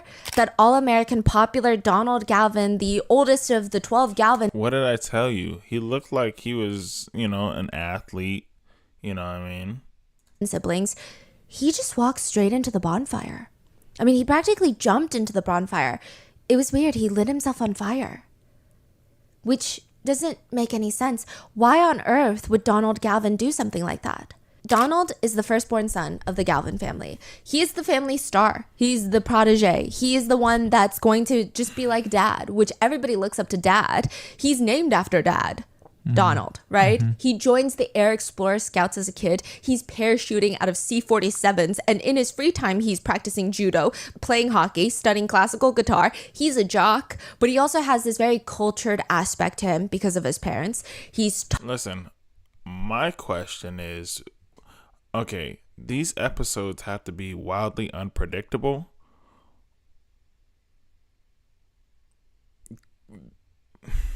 Because if you're doing well at a bunch of these activities as well as school, it would be hard for me to comprehend that you're able to do all these things if you're not having episodes while doing these things. You know what I mean? Tall, star football player in high school, wrestling, dating a cheerleader who happens to be his dad's boss's daughter. He's dating the daughter of the Air Force General of the Academy. Wow, that's a big deal. Yeah. And he's handsome. The rest of the 11 siblings, they feel like they're constantly living in their dad's shadow, and now their older brother Donald's shadow. I will say there were some other reasons for the siblings to not love Donald that much growing up. He was kind of a bully. When their parents weren't around, he was the de facto leader, which is great. But it seemed like he thrived on chaos. He likes extreme authority, and sometimes he did that by wrestling his I'm not going to say that. I was about to say something. I'm not going to say that. his little brothers to the point where they would be getting punched. Sometimes he would have two brothers hold down a third brother and he would just start swinging. He would put brothers against each other by forcing them to fight, a sibling fight club, if you will. And if you don't do as he says, it's the feeling of, okay, well, you're going to be punched next. If you tell mom about it, she's not even going to believe you. First of all, that doesn't sound like something Donald would do. And it sounds overly exaggerated. What kind of crazy nonsense? Who would do something like that? One of the younger brothers would say, the first time I recognized that Donald was my dad's favorite, I was about 12 years old and he would have been 5 years older, so 17. And he became violent. I became his punching bag. He would have a couple of my brothers hold me down so he could take swings at me. And I had no way to defend myself. I was terrified of him after that. I told my parents about it and my father ceased to believe anything I said. It seemed like about... Yeah. Well, didn't have that in my family. We didn't have enough of us. But that sounds about right. If you watch any movies from like the 80s or 90s, when it comes to this, it's always the good old boy. You know what I mean? And that'd be the golden child, the first son. You know, the dad's pride and joy. Could never do no wrong, right? And everybody else joins in because they either look up to him, to the brother, or the brother threatens him and be like, you gonna get it too if you don't hold down such and such. Donald, if I talk about Donald, it would just get shoved to the side. It was not believable. So you just endure what you can and you Ronald's giving out Happy Meals. avoid what you could. I'm not the only one in the family that suffered that way. The parents seemed to ignore, to a degree, the complaints of Donald abusing his little siblings. But there were small things that they couldn't ignore about Donald. One time, he was maybe 17, he's standing in front of the kitchen sink when out of nowhere they hear smash, like a clattering noise. What the hell is going on? Everyone runs into the kitchen and it's like another clattering noise. And he just keeps going 10 times. He smashes 10 dishes to pieces over the kitchen sink for apparently no reason at all. There was no reason to prompt this. It's very alarming, but the parents thought, well, other kids are out there doing drugs. He's likely frustrated. He's tired from school and all of the sports and hobbies. Maybe that's why. But now Donald is sitting in front of the therapist and he's done things that nobody can ignore. Tell me about the visits to the health center. Donald had gone to the University Health Center a few times recently to be treated for suspicious injuries. The first one being from, a cat bit me. Which they thought, okay, that's interesting. Cats typically don't bite first. They usually scratch, but... Introducing the... Yeah, for a cat to attack you... Look, well, technically you don't really have to do too much.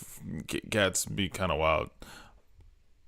But I feel like in this instant, I feel like he probably aggravated the cat. Is different? What happened? Why did the cat bite you? Donald wouldn't respond. A little while later, he shows up again in the waiting room. What's going on? How can we help you? Donald explains how his roommate caught an STD and now he's feeling very uncomfortable and potentially even paranoid, worried that he's going to get the STD too. The doctor looks up from his paper.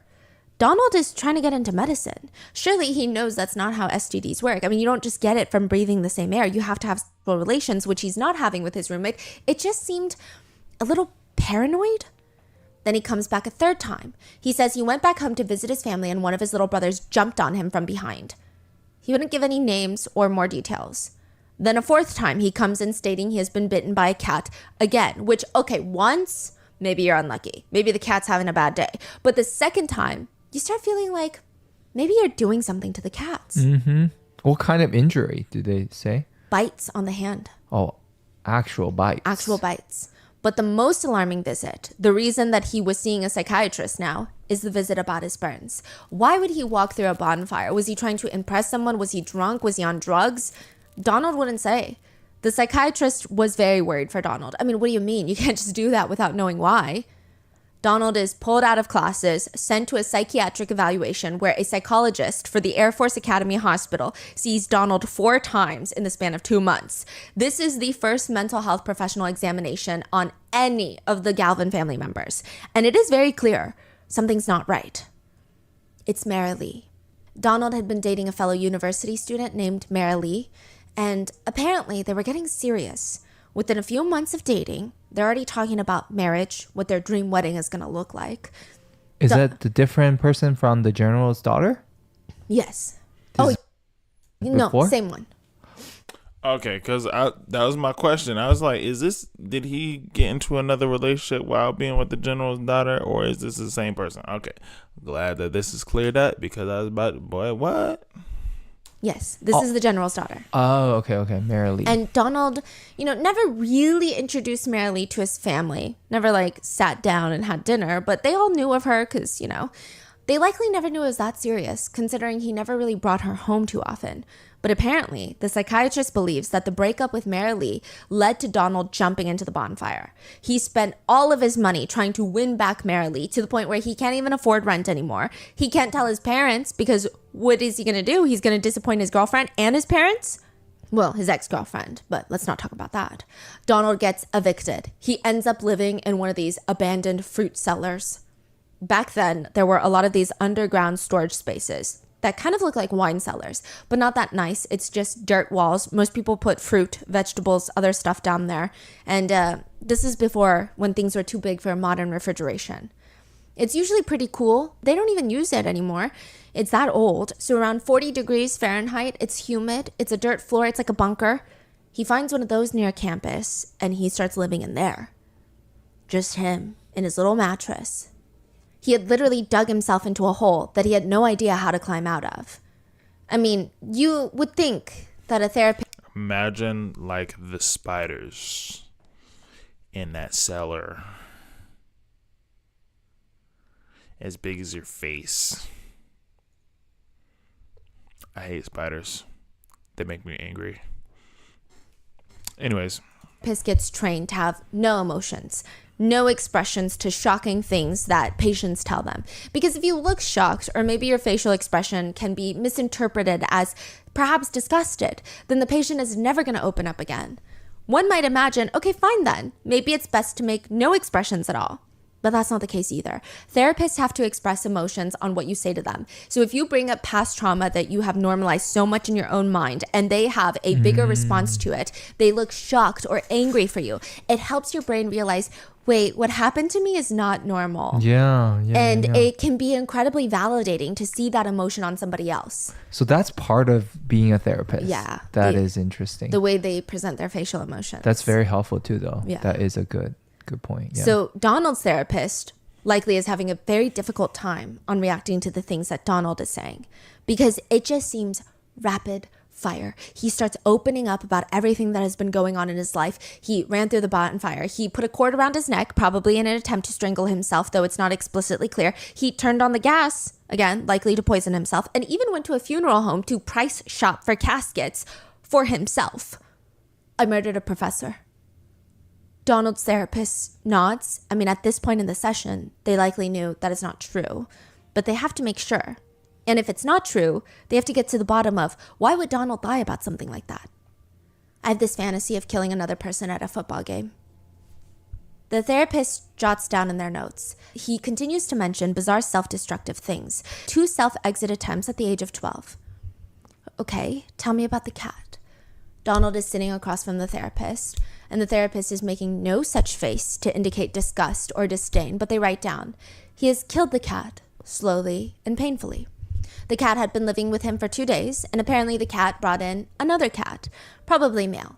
The male cat made the place smelly. The cat scratched him, so he killed the male cat. But he doesn't know why, nor does he know why he tortured the cat slowly. He gets emotionally upset when he discusses his behavior. This is when he was 12, killing cats? No, this is when he was in university, living in the fruit cellar. Oh, wow. Okay. And this was not a situation of Donald sitting there like a serial killer, joyfully recounting all the vile things he did to the cat. The way he talks about it, it's almost as if he's scared of what he's saying. Like he's scared of what he did, or maybe he's scared of himself. In a sense, it almost seems like that's not what he wanted to do. The therapist writes, this boy represents some risk to himself and possibly others. Possible schizophrenic reaction. It was time to pull Donald out of class and get his parents to come take him home. Mimi and Don, they rushed to campus to pick Donald up. I mean, they heard the gist of what's going on from the psychiatrist. I'm sure they're surprised. They didn't really see any of this in Donald. Again, they saw some things like the smashing of the plates, but a cat? I mean, there had to be reasonable explanations for that. And running into the bonfire, this doesn't sound like their son. They walk into the room hoping that Donald is just going to laugh and say, okay, yeah, it's a sick prank I'm playing. It's all a misunderstanding. I got dared. But instead, they find their firstborn son washing his hair with beer, as if that was the most normal thing to do. He would even go to the grocery store. Listen, I've heard of remedies. Beer is not one of them. In your hair? Excuse me, sir? Is he trying to seem as homeless as possible? You're already living in a cellar, and you want to wash your hair out with beer. That's crazy. And point at laundry detergent and say, this right here is the best body wash. Oh, you said emotionalist therapists freak you out? Like people that are just like, Oh, so you killed 50 cats.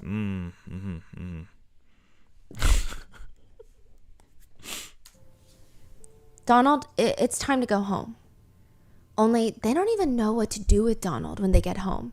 The options for Mimi and Don at this point, not looking great.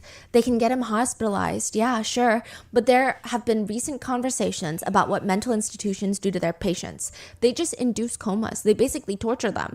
On top of that, the inevitable social stigma. Sure, Mimi and Don care about their family image, okay? But even if they didn't, Donald being hospitalized is going to impact the rest of their 11 children. It's also going to impact Donald, his chances of getting back into university, going to get a job, all slashed. So do they make the best decision in hindsight? I don't know. Probably not. But they thought, maybe he'll get better. He just had a really bad breakup. Maybe he just needs time to heal and move on. Eventually, Donald will go back to school.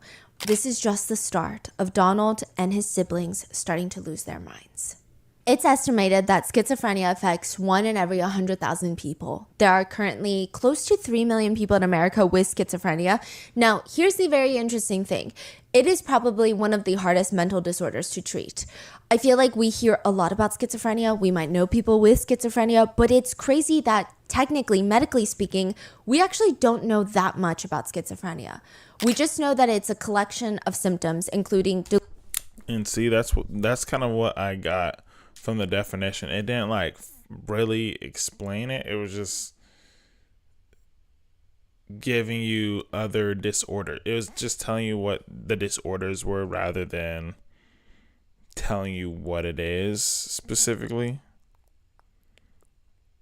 It's a culmination of a lot of things, but just the same way as if I were to break down depression isn't sadness. Depression is like its own entity of being. But yeah. Delusions, hallucinations, disorganized speech, trouble with thinking. More subtle signs are troubled relationships, poor school performance, reduced motivation, and schizophrenia just presents itself later in life. Men start showing symptoms of schizophrenia maybe in their late teens, early 20s. Women tend to show signs of the illness in their 20s and early 30s. What are the signs? Like I said, hallucinations, disorganized thinking. And there is no cure. And there's not even a set of genes that can indicate when somebody has schizophrenia. So I'm guessing it would, not a cure, but in a way, like understanding your reality is the step in the right direction to schizophrenia. Being aware, I think, because if you have a problem, right, but you don't know that you have a problem, right, you will never know how to fix a problem that you don't believe that you have. So I believe this is for anything, the first way to heal when you have a problem is to know that you have a problem.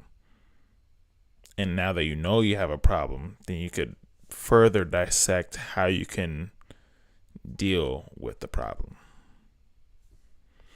And for my situation, when I was dealing with a lot of mental health issues, I had to know, not necessarily in the sense that I'm going to say it, but I had to know that I was the problem. And meaning, like, I was unwilling to grow from my current reality.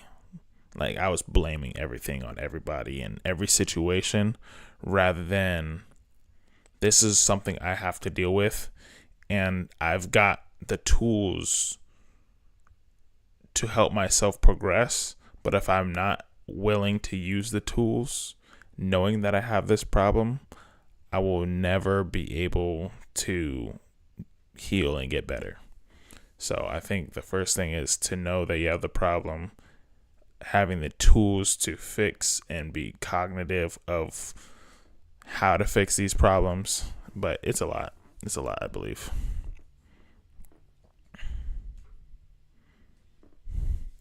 They probably read it somewhere because beer and mayonnaise is actually good for your hair. Is it really? This is something me and my friends would do in the 80s. If you Google it, you'll see. Whoa, never knew that. Wouldn't the smell of mayo stay in your hair? Still here, but hair braiding clients is here. Okay. Go ahead and do your thing.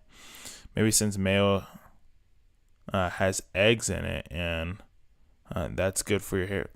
Hey, look, I heard about that. Like having like dogs or your animal eat eggs, and it's good for their coat. Probably might work the same way.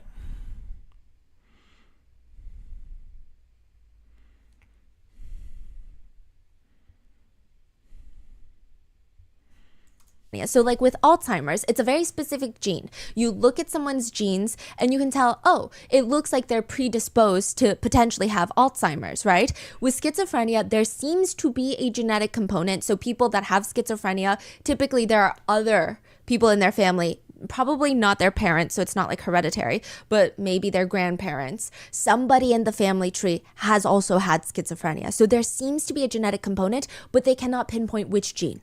Wow. It's like that crazy. And then some people say, but it's crazy because you can have that gene and still never develop schizophrenia, like half of the Galvin siblings. So there's also an environmental aspect. So you have this very specific sequences of genes inside of you already. It's genetic. And then something in the environment triggers the schizophrenia. They think it could be drug usage, could be emotional, sexual trauma. It could be anything. Honestly, we don't know. Wow. Could be something in the environment. And it's very difficult to treat. One person with schizophrenia said, the best way to describe the disorder is, you have a very clear line in your head, which tells you, oh, that's a thought. And then that's reality. So for example, I think that this person hates me. In the back of my mind, I know, oh, I'm just thinking that. I don't know if they hate me. Maybe they just were having a bad day and they snapped at me. But with people with schizophrenia, they think, no, they actually hate me. Every thought is basically reality. So all those intrusive thoughts that you might have, they feel real. Right. And then that means they will act on it. Yes, they will try to protect themselves, and that's why a lot of people think there is a link to schizophrenia and the paranoid actions. Has Kyrie texted you back? I don't want to talk about it. That does make a lot more sense, though. That does make a lot more sense what they're bringing up as far as those points. Thoughts are a little bit more paranoid and anxious. There also seems to be a dopamine imbalance in people with schizophrenia. So one netizen states, so where one person with average dopamine might not notice accidental eye contact, for example. You're walking down the street, you make eye contact with a stranger. You're either going to notice it or you're not even going to notice it. Someone with excess dopamine in certain parts of their brain might not even just notice the eye contact, but they're going to hold it to a greater standard. It's like a symbol all of a sudden. They're going to pay great attention to it. They're going to notice all the other small details and draw meaning from it. Like, is this person following me? Are they trying to communicate some sort of danger with me? Why did they look at me for so long? Researchers know that there is a clear Yo, I guarantee you, y'all guys could pinpoint a show or a movie that you've watched where somebody overanalyzes something just the same way as she mentioned right there, where it's like, oh, somebody looked at me. Are they trying to, do they see that I have something on my face? Or da-da-da-da-da, like all the things, right? I'm kind of thinking that maybe some people have like a pretty small hint of schizophrenia that hasn't been medically diagnosed, that they like overthink everything and every situation. And yeah, that could be a laundry list of a lot of things right there. dopamine imbalance that might cause that. There's also brain chemistry differences that might cause the hallucinations that feel very real. A netizen with schizophrenia has commented online what it feels like a day in their life with schizophrenia. And they said, let me run you through a day. 7 a.m., I wake up in bed and I lay there for a while. I live alone, but I hear footsteps throughout the apartment and I keep wondering, did somebody break in last night? So then I have to get up and I check the lock. The lock is fine, but I hear the footsteps in the kitchen now. So I have to go check the kitchen. Nobody's there. So then I have to check the entire apartment at least 3 more times to make sure I'm alone. 7:30 a.m., I'm running a bath, but I keep hearing these voices inside of my apartment talking about whether leather car seats are better or cloth car seats. So I have to keep putting my head underwater to block the noises out. 8 a.m., I feel something crawling on my leg. I look down to inspect, but there's nothing. This happens about every 30 minutes throughout the day.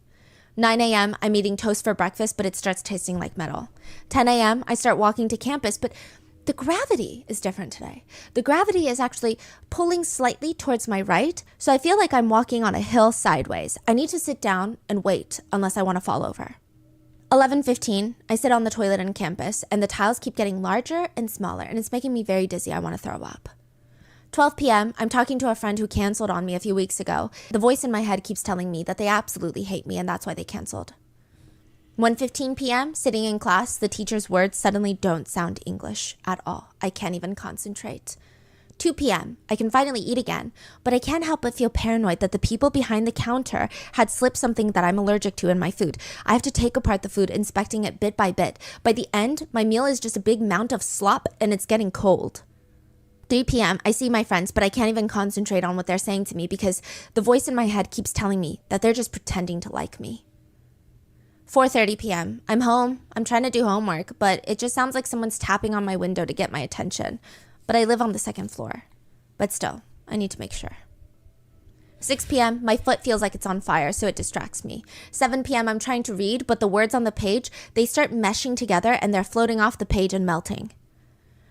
8 p.m., I smell something burning in the kitchen. 9 p.m., I'm tired, but the voice in my head keeps telling me how useless I am and how the human race would be better without me. The voice keeps telling. So you remember when she mentioned that they have an excess of like dopamine or something like that, right? So if you understand how drugs work, I'm talking about like acid, LSD, all the drugs, right? For a drug to be effective, that means you already have to have one of those components to make it effective in your body, right? Like, it couldn't just be anything and then it works. You have to have a component of the drug inside you already to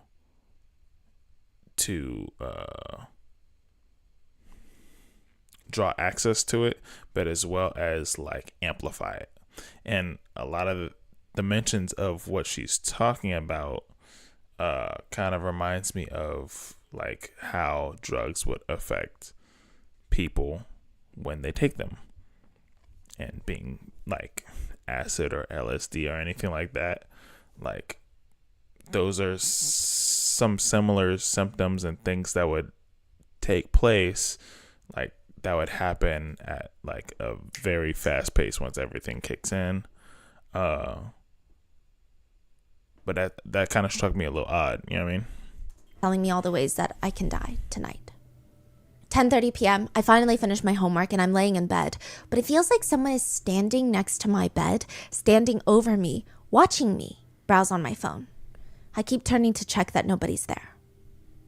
12:45 a.m. My last thought before falling asleep is, I need to be killed to truly be happy. Wow. And this is posted by someone, and people tend to agree with it was upvoted a lot, and a lot of people with schizophrenia agreed. It's just, you hear a lot of things that sound very real. I mean, how can you... So you tend to overthink things, but not on the extent of paranoia. He said it sounds like cocaine. If you hear footsteps right now coming from your kitchen, you're not going to go check? Really? Even though you know you didn't hear anyone break in, your security alarms didn't go off, you're home alone, you're not going to go check? What? Shh. Luna, great. Great. Having hallucinations. My dog is trained to greet people. If she doesn't, then I know they aren't real. And this is in 2024. Back then, when the Galvins start getting diagnosed with schizophrenia, there were actually two groups in the medical profession that believed schizophrenia was caused by two different things. Well, maybe there were like three groups. One group believed that it was purely genetic. It gets passed down in your genes. One group believed that it was purely environmental, that something happens in your environment and you develop this disorder. A third, very small group felt that it was maybe a combination of both. So way before Mimi and Dawn had their 12 kids, there was this man in Germany, which would undoubtedly impact the Galvin's family lives. Like, it's crazy how things are intertwined. His name is Daniel Paul Schreiber. He's going to write this book that's going to impact almost everyone with schizophrenia eventually. Daniel is the son of this child rearing expert in Germany. Daniel's dad has, I don't know how to explain it, but he has a one-sided fight with bad posture. He thinks it is the hallmark of a bad child. So much so that his whole career, he creates and sells these upright posture machines, which are chair attachments that force children to sit up straight.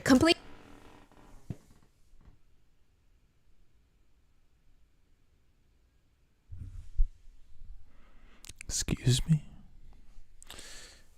So he's correlating a bad child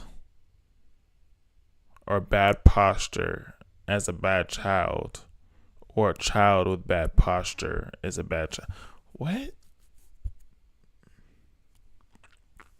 I'm gonna tell you guys like this. For majority of my life, I've slouched. Like, I always slouch in my chair. And I know a lot of people hate it. And yes, good dog, by the way. But that's always because I've had like chronic back pains, like back strains, muscle strains. And the only way to not have strains in my back was to actually slouch in my chair. Slouch. I never sit in for a small amount of time. I can sit in a chair just like upright and astute, but not very long. I'm usually like hanging off the side of the chair, cocked off to the side, leaning, something. But me, for hours, I'm not gonna be upright, chest out, and like, no. Heck no. completely straight. There's straps. Imagine like a wooden backpack with straps, and it's like tied to a chair. They cannot lean. They cannot slouch. Nothing.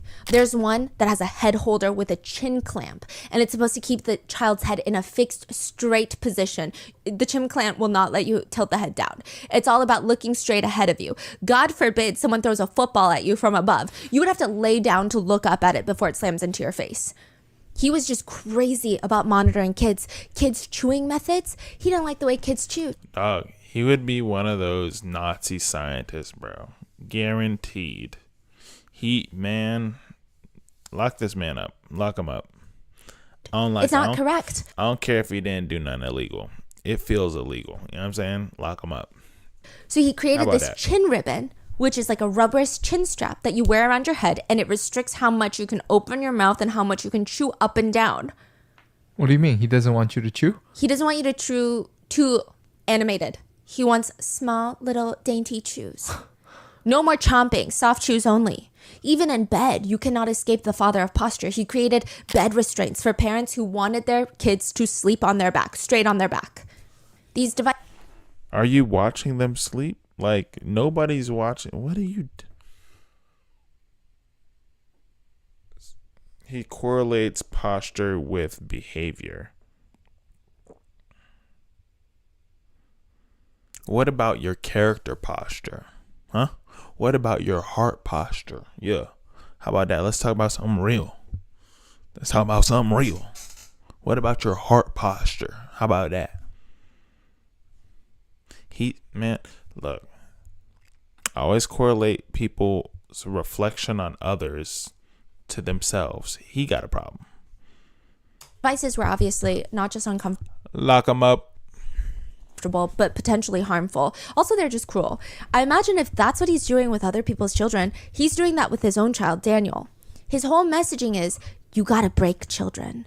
They're like a good pair of leather shoes. You gotta break them in first. I'm glad my grandma didn't find out about him, because she would be Listen, I see y'all guys talking in the comments. Leave that dog alone. That was a good dog. That's a good dog. That's a good doggo right there. He was doing his job, and he did it well.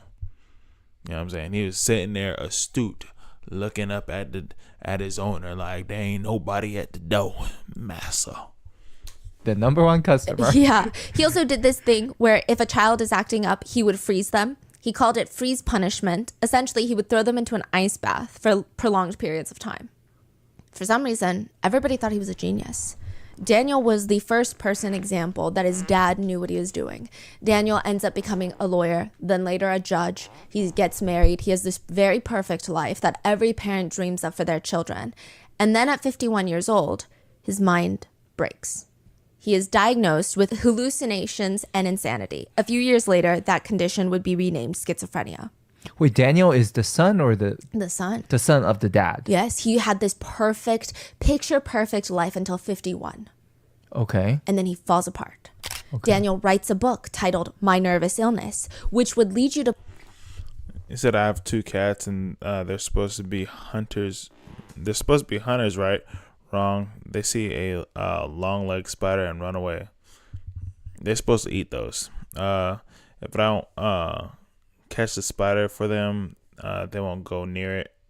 Hey, look.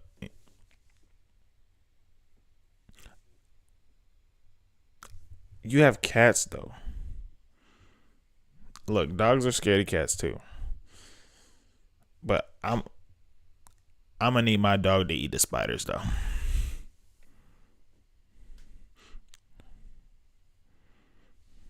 You're crying. Hey, look. This is just the community of us. You know, this is a family bonding moment.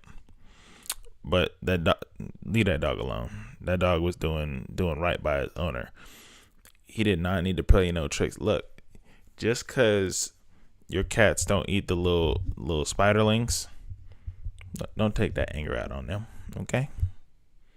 Believe that maybe he has been treated and is writing about his experience and his journey, correct?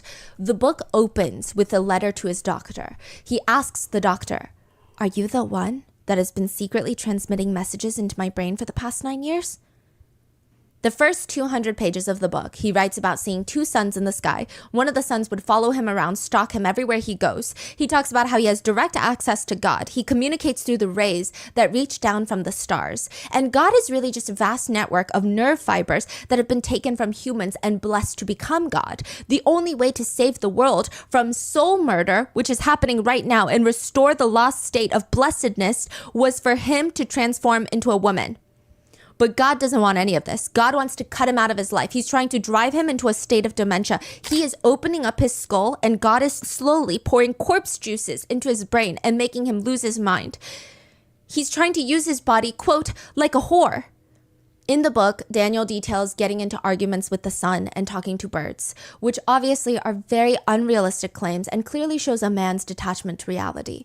But the way he writes is very enlightening. He writes, and even at points, he acknowledges how unhinged some of these things sound. I mean, it's just crazy. It's nonsensical. If you told me this was going to happen to me, I wouldn't even believe you. But it is happening. It's very true.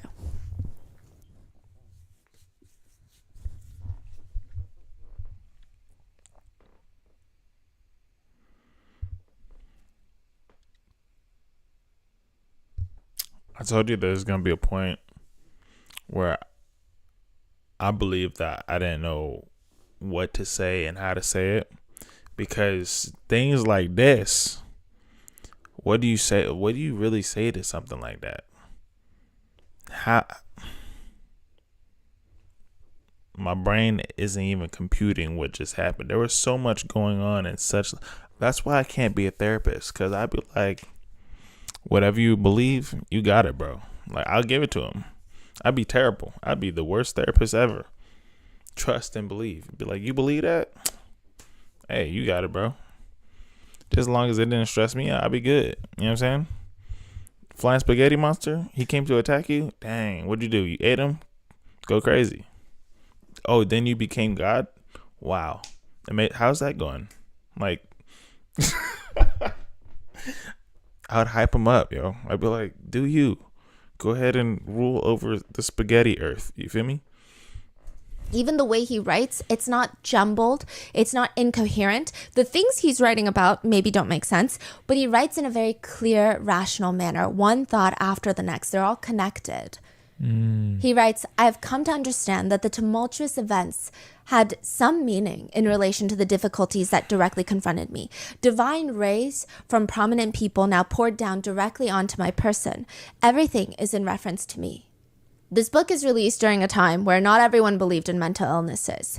Some people that read his book they saw it from a medical or a psychological perspective. Others thought, this man right here, he's 100% possessed. They truly thought that he was suffering from a sickness of the soul, a possession. He did not need a doctor. He needs an exorcism, okay? Or maybe prison because his soul is rotten. The connection is, if your soul is sick, that means you did something so bad that God is punishing you. For the people that believed it was a soul possession, I mean, there's no arguing with them. How can you show them it's not? But the other group that believed he was experiencing a medical condition, they're having their own fight. Half of them believe that it's passed down. Play is my new personal best. Their problem solving is absolutely crazy right now. I couldn't disagree so much. Something in the genes, okay? Half of them believe, no, it's the way he was raised. It's the environment. And they're going at it. They're having arguments. And it's somewhat still ongoing. At this point, nobody can even agree where schizophrenia comes from. And if they don't know where it comes from, they don't know how to treat it. Which, side note, back then, the way they treated schizophrenia was giving patients cocaine. Yeah, cocaine was... Excuse me? You know that they used to put actual cocaine in Coca-Cola? Like, way back when? Or way back then? And way back then wasn't very long ago, to be honest with you. Now they use something, I think it's sugar cane or something. They use something in similarity to have that addictiveness with the drink or whatever. But regardless,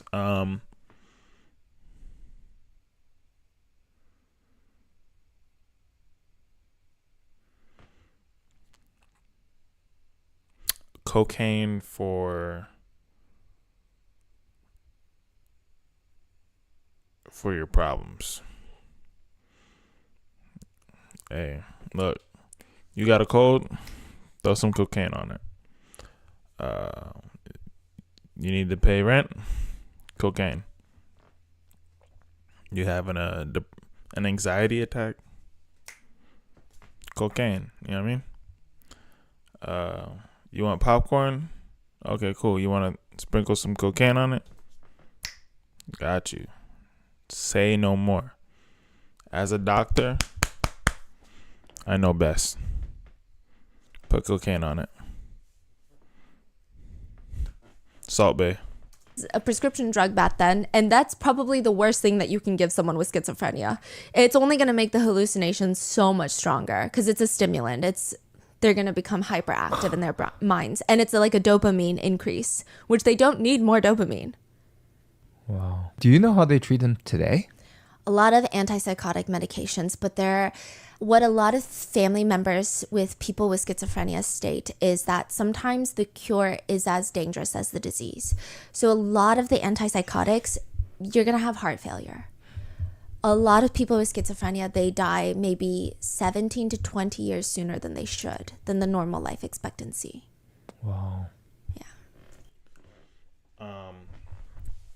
All right, so from my experience being medicated, I still have therapy, all kinds of stuff, right? I got guinea pigged when I was in a psych ward. Both of them.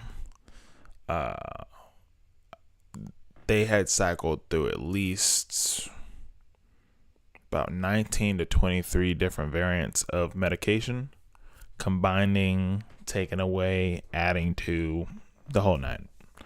And understand that just because there's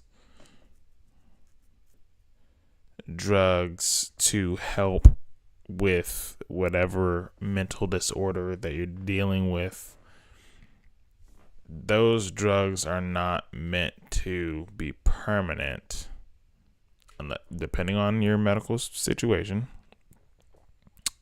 But the thing is with these drugs, sometimes nurses or doctors don't fully disclose the symptoms that come about.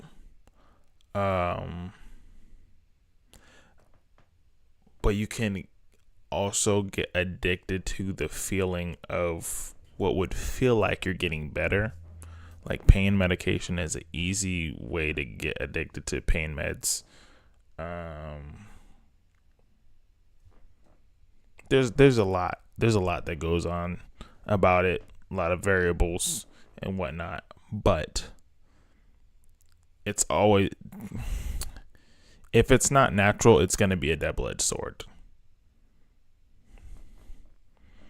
And I feel like using it without being proactive in your day-to-day life, because it's only supposed to be supplemental. It's not supposed to be something that's permanent, depending on your situation, to help you. It's just like having training wheels on a bike. You use it until you don't need it anymore. Everybody's situation is different. Everybody's household, everything, but I have my own wild events as far as why I am against a lot of medication and like how harshly it's like used in some senses, because some people are just like, take all the medication just so it could kick in faster and do this faster, and I don't like how it feels. I hate how it feels. It makes me all itchy inside. But back then it was cocaine. 8 years after this book is published, a very famous man, Sigmund Freud, opens up the book, and this would end his very long-term friendship with another well-known theorist, Carl Jung.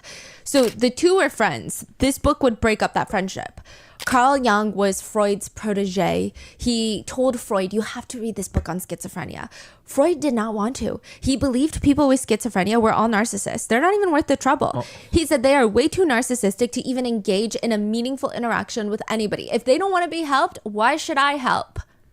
Maybe boredom or sheer spite, Freud opens up this book and he starts reading and he can't stop. His eyeballs are just glued to this page and he's having an epiphany after epiphany after epiphany. He reaches out to Carl Jung afterwards.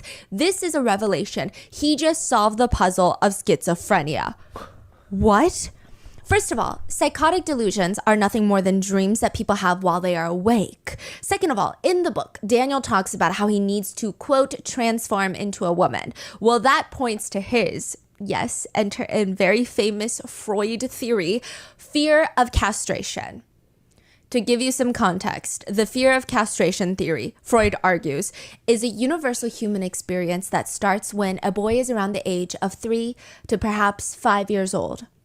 He believes boys realize at that age that some people do not have the same body parts, little girls. And it must be because they have been castrated. They've been chopped off, sliced off. So now they start fearing, oh my gosh, I could have my parts sliced off. But why would anybody want to castrate them?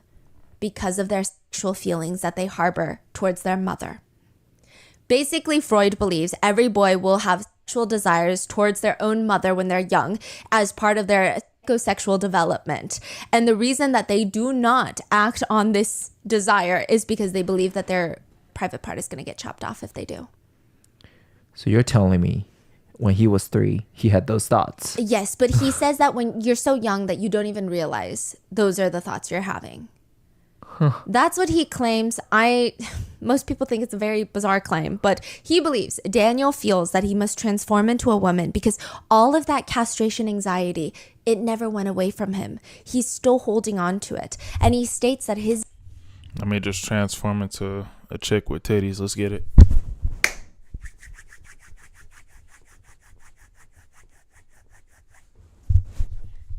Didn't work. His dad, of all people, was a doctor performing all of these bizarre experiments, which led to him having more fear of bizarre experiments. Oh, and he believed that Daniel had repressed, quote, homosexual desires towards his father and brother when he was an infant.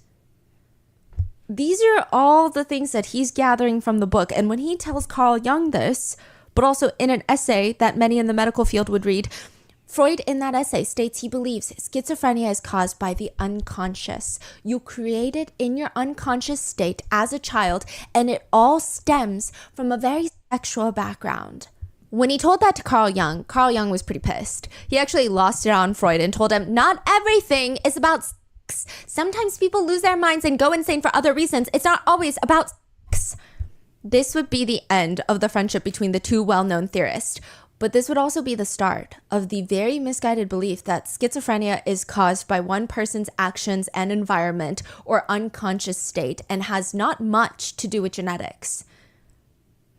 Until decades later, 1,721 miles away from Colorado, in Washington, D.C., researchers are studying a set of quadruplets, 4 sisters born at the same time. They're all 23 years old when all 4 sisters are diagnosed with schizophrenia. By the National Institute of Mental Health calculation... Dude, they all look the same. Did they say... what? It should be quadruplets, right? Until decades later, 1,721 miles away from Colorado, in Washington, D.C., researchers are studying a set of quadruplets. 4 I don't know why my brain just completely just blanked. Sisters born at the same time. They're all 23 years old when all... Wow. 4 sisters are diagnosed with schizophrenia. By the National Institute of Mental Health calculations, a set of quadruplets all diagnosed with schizophrenia is likely to happen once every 1.5 billion births. This is the chance of a lifetime for researchers to study schizophrenia to try and get more answers. The sisters stayed at NIMH for 3 years. They were studied by a team of 24 researchers. Even after leaving, they were studied and watched for 5 more years. David Rosenthal is the lead researcher. He wrote a book, and this would change the trajectory of schizophrenia as research. All right, yo. Sadly enough,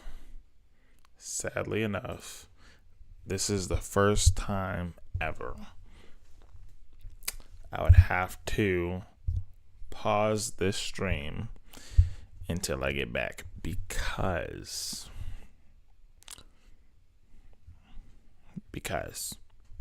first off, I'm gonna say I'm sorry. Schedules got mixed up a little bit, but I have a interview-ish / dinner with possible career changing job stuff. It got pushed earlier than later, so I'm sorry. But what I will do, I'm going to finish tonight. So when I get back, we're going to finish this. We're pausing right here. Let's aim for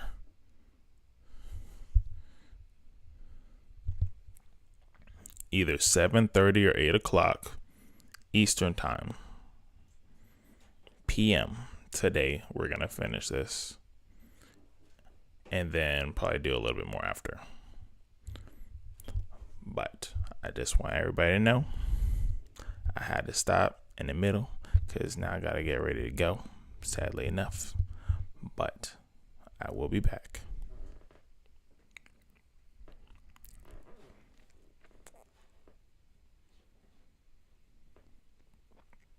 I wish there was a timer on this thing where I could just be like, be back soon, and then it has like a clock. But it doesn't, so.